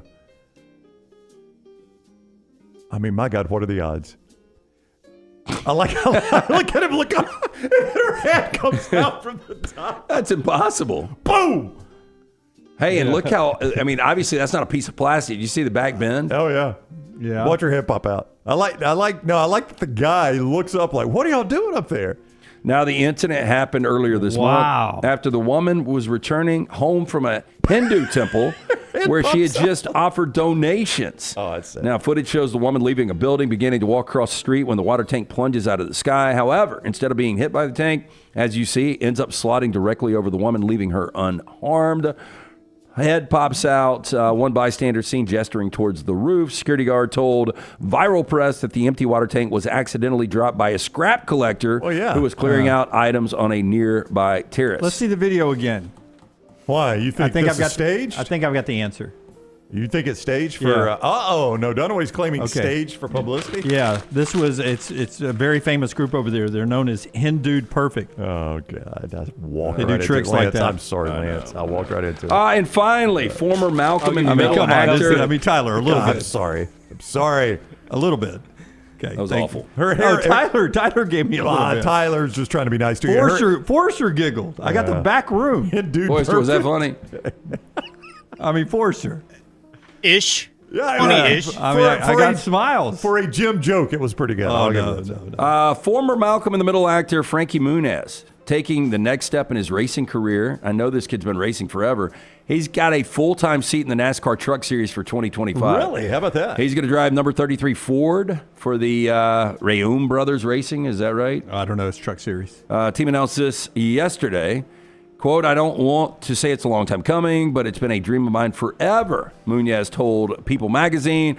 I've always had in the back of my mind that I wanted to try NASCAR. I wanted to do it. Grew up watching NASCAR, was a huge fan, but it's not something I necessarily thought I'd ever get the opportunity to do. He is 38 years old, scheduled to race in Saturday's Trucks race in Miami. They get after it now in that Truck Series. That's pretty incredible because I remember him as, a 15, 16-year-old actor having this slew collection of cars, and he started racing at an early age, and for it to take this long, the truck's grinding. The Truck Series, they're probably racing for dinner still, right? I mean, those guys aren't making a ton of money. I don't think he needs it. They're making a living, he's okay. but he's done a lot of road course racing, sports car racing. So he's going to be better on the road courses, maybe? I don't know. I just, If If he's in a 3-car, it's 3 wide, is the announcer going to say, and Malcolm is in the middle again? Yeah, that's a good line. The hit dude perfect is better than I gave you credit for. I laughed the more I thought about it. See, this is so typical Brown. No, it is. It's better. No, what has happened is he's pulled the audience over there, and it's getting rave reviews in the chat room. So now Brown's going to jump on that side right there. 100%. That's what happens. Hit dude perfect. Yeah. Anytime Lance brings up a controversial subject, Brown will do this. He'll glance to his right and see which way the wind's blowing over here. I mean, he would be a hell of a politician. Hell of a politician. That's Trash Today, brought to you by our friends at Mortgage Right. They are your mortgage experts, whether you're looking for your first home or your final home. Mortgage Right here to help. Look, no cost or obligation, just to inquire and ask the questions. 205-900-7200 or mortgageright.com. I agree with Daniel. I think it is cool when people who are really good, celebrities at one thing, end up being really cool at something else, like Randy Johnson. Always weird seeing the big unit as a photographer on there. So seeing an actor get into racing like this, I think that's cool. I think it's cool. Hey, Caleb said, side story, Frankie Muniz is one of the last people to talk to Dale Sr. alive. Really? So he must have been in the pits at Daytona or something. And or right before he got in the car. Probably a Fox promo, you would have to think, right? I mean, that was back when Malcolm in the Middle was on Fox. And he would have been 18 back then. Yeah, so I mean, that's pretty wild to think about that. It is. It is. All right, Trash Today. We always enjoyed that. Thank you guys, everyone that put that together. As we look for the final big takeaway today, stop rate, is that a good stat when it comes to defense? So stop rate would be how often I get you off the field on 3rd or 4th down, right? I think so. Yeah. Well, I mean, how is stop rate impacted by if you pick up 5 first downs in a drive, but I stop you on the 6th one? Do I get credit? I don't know. Bend but don't break. That's a bend but don't break.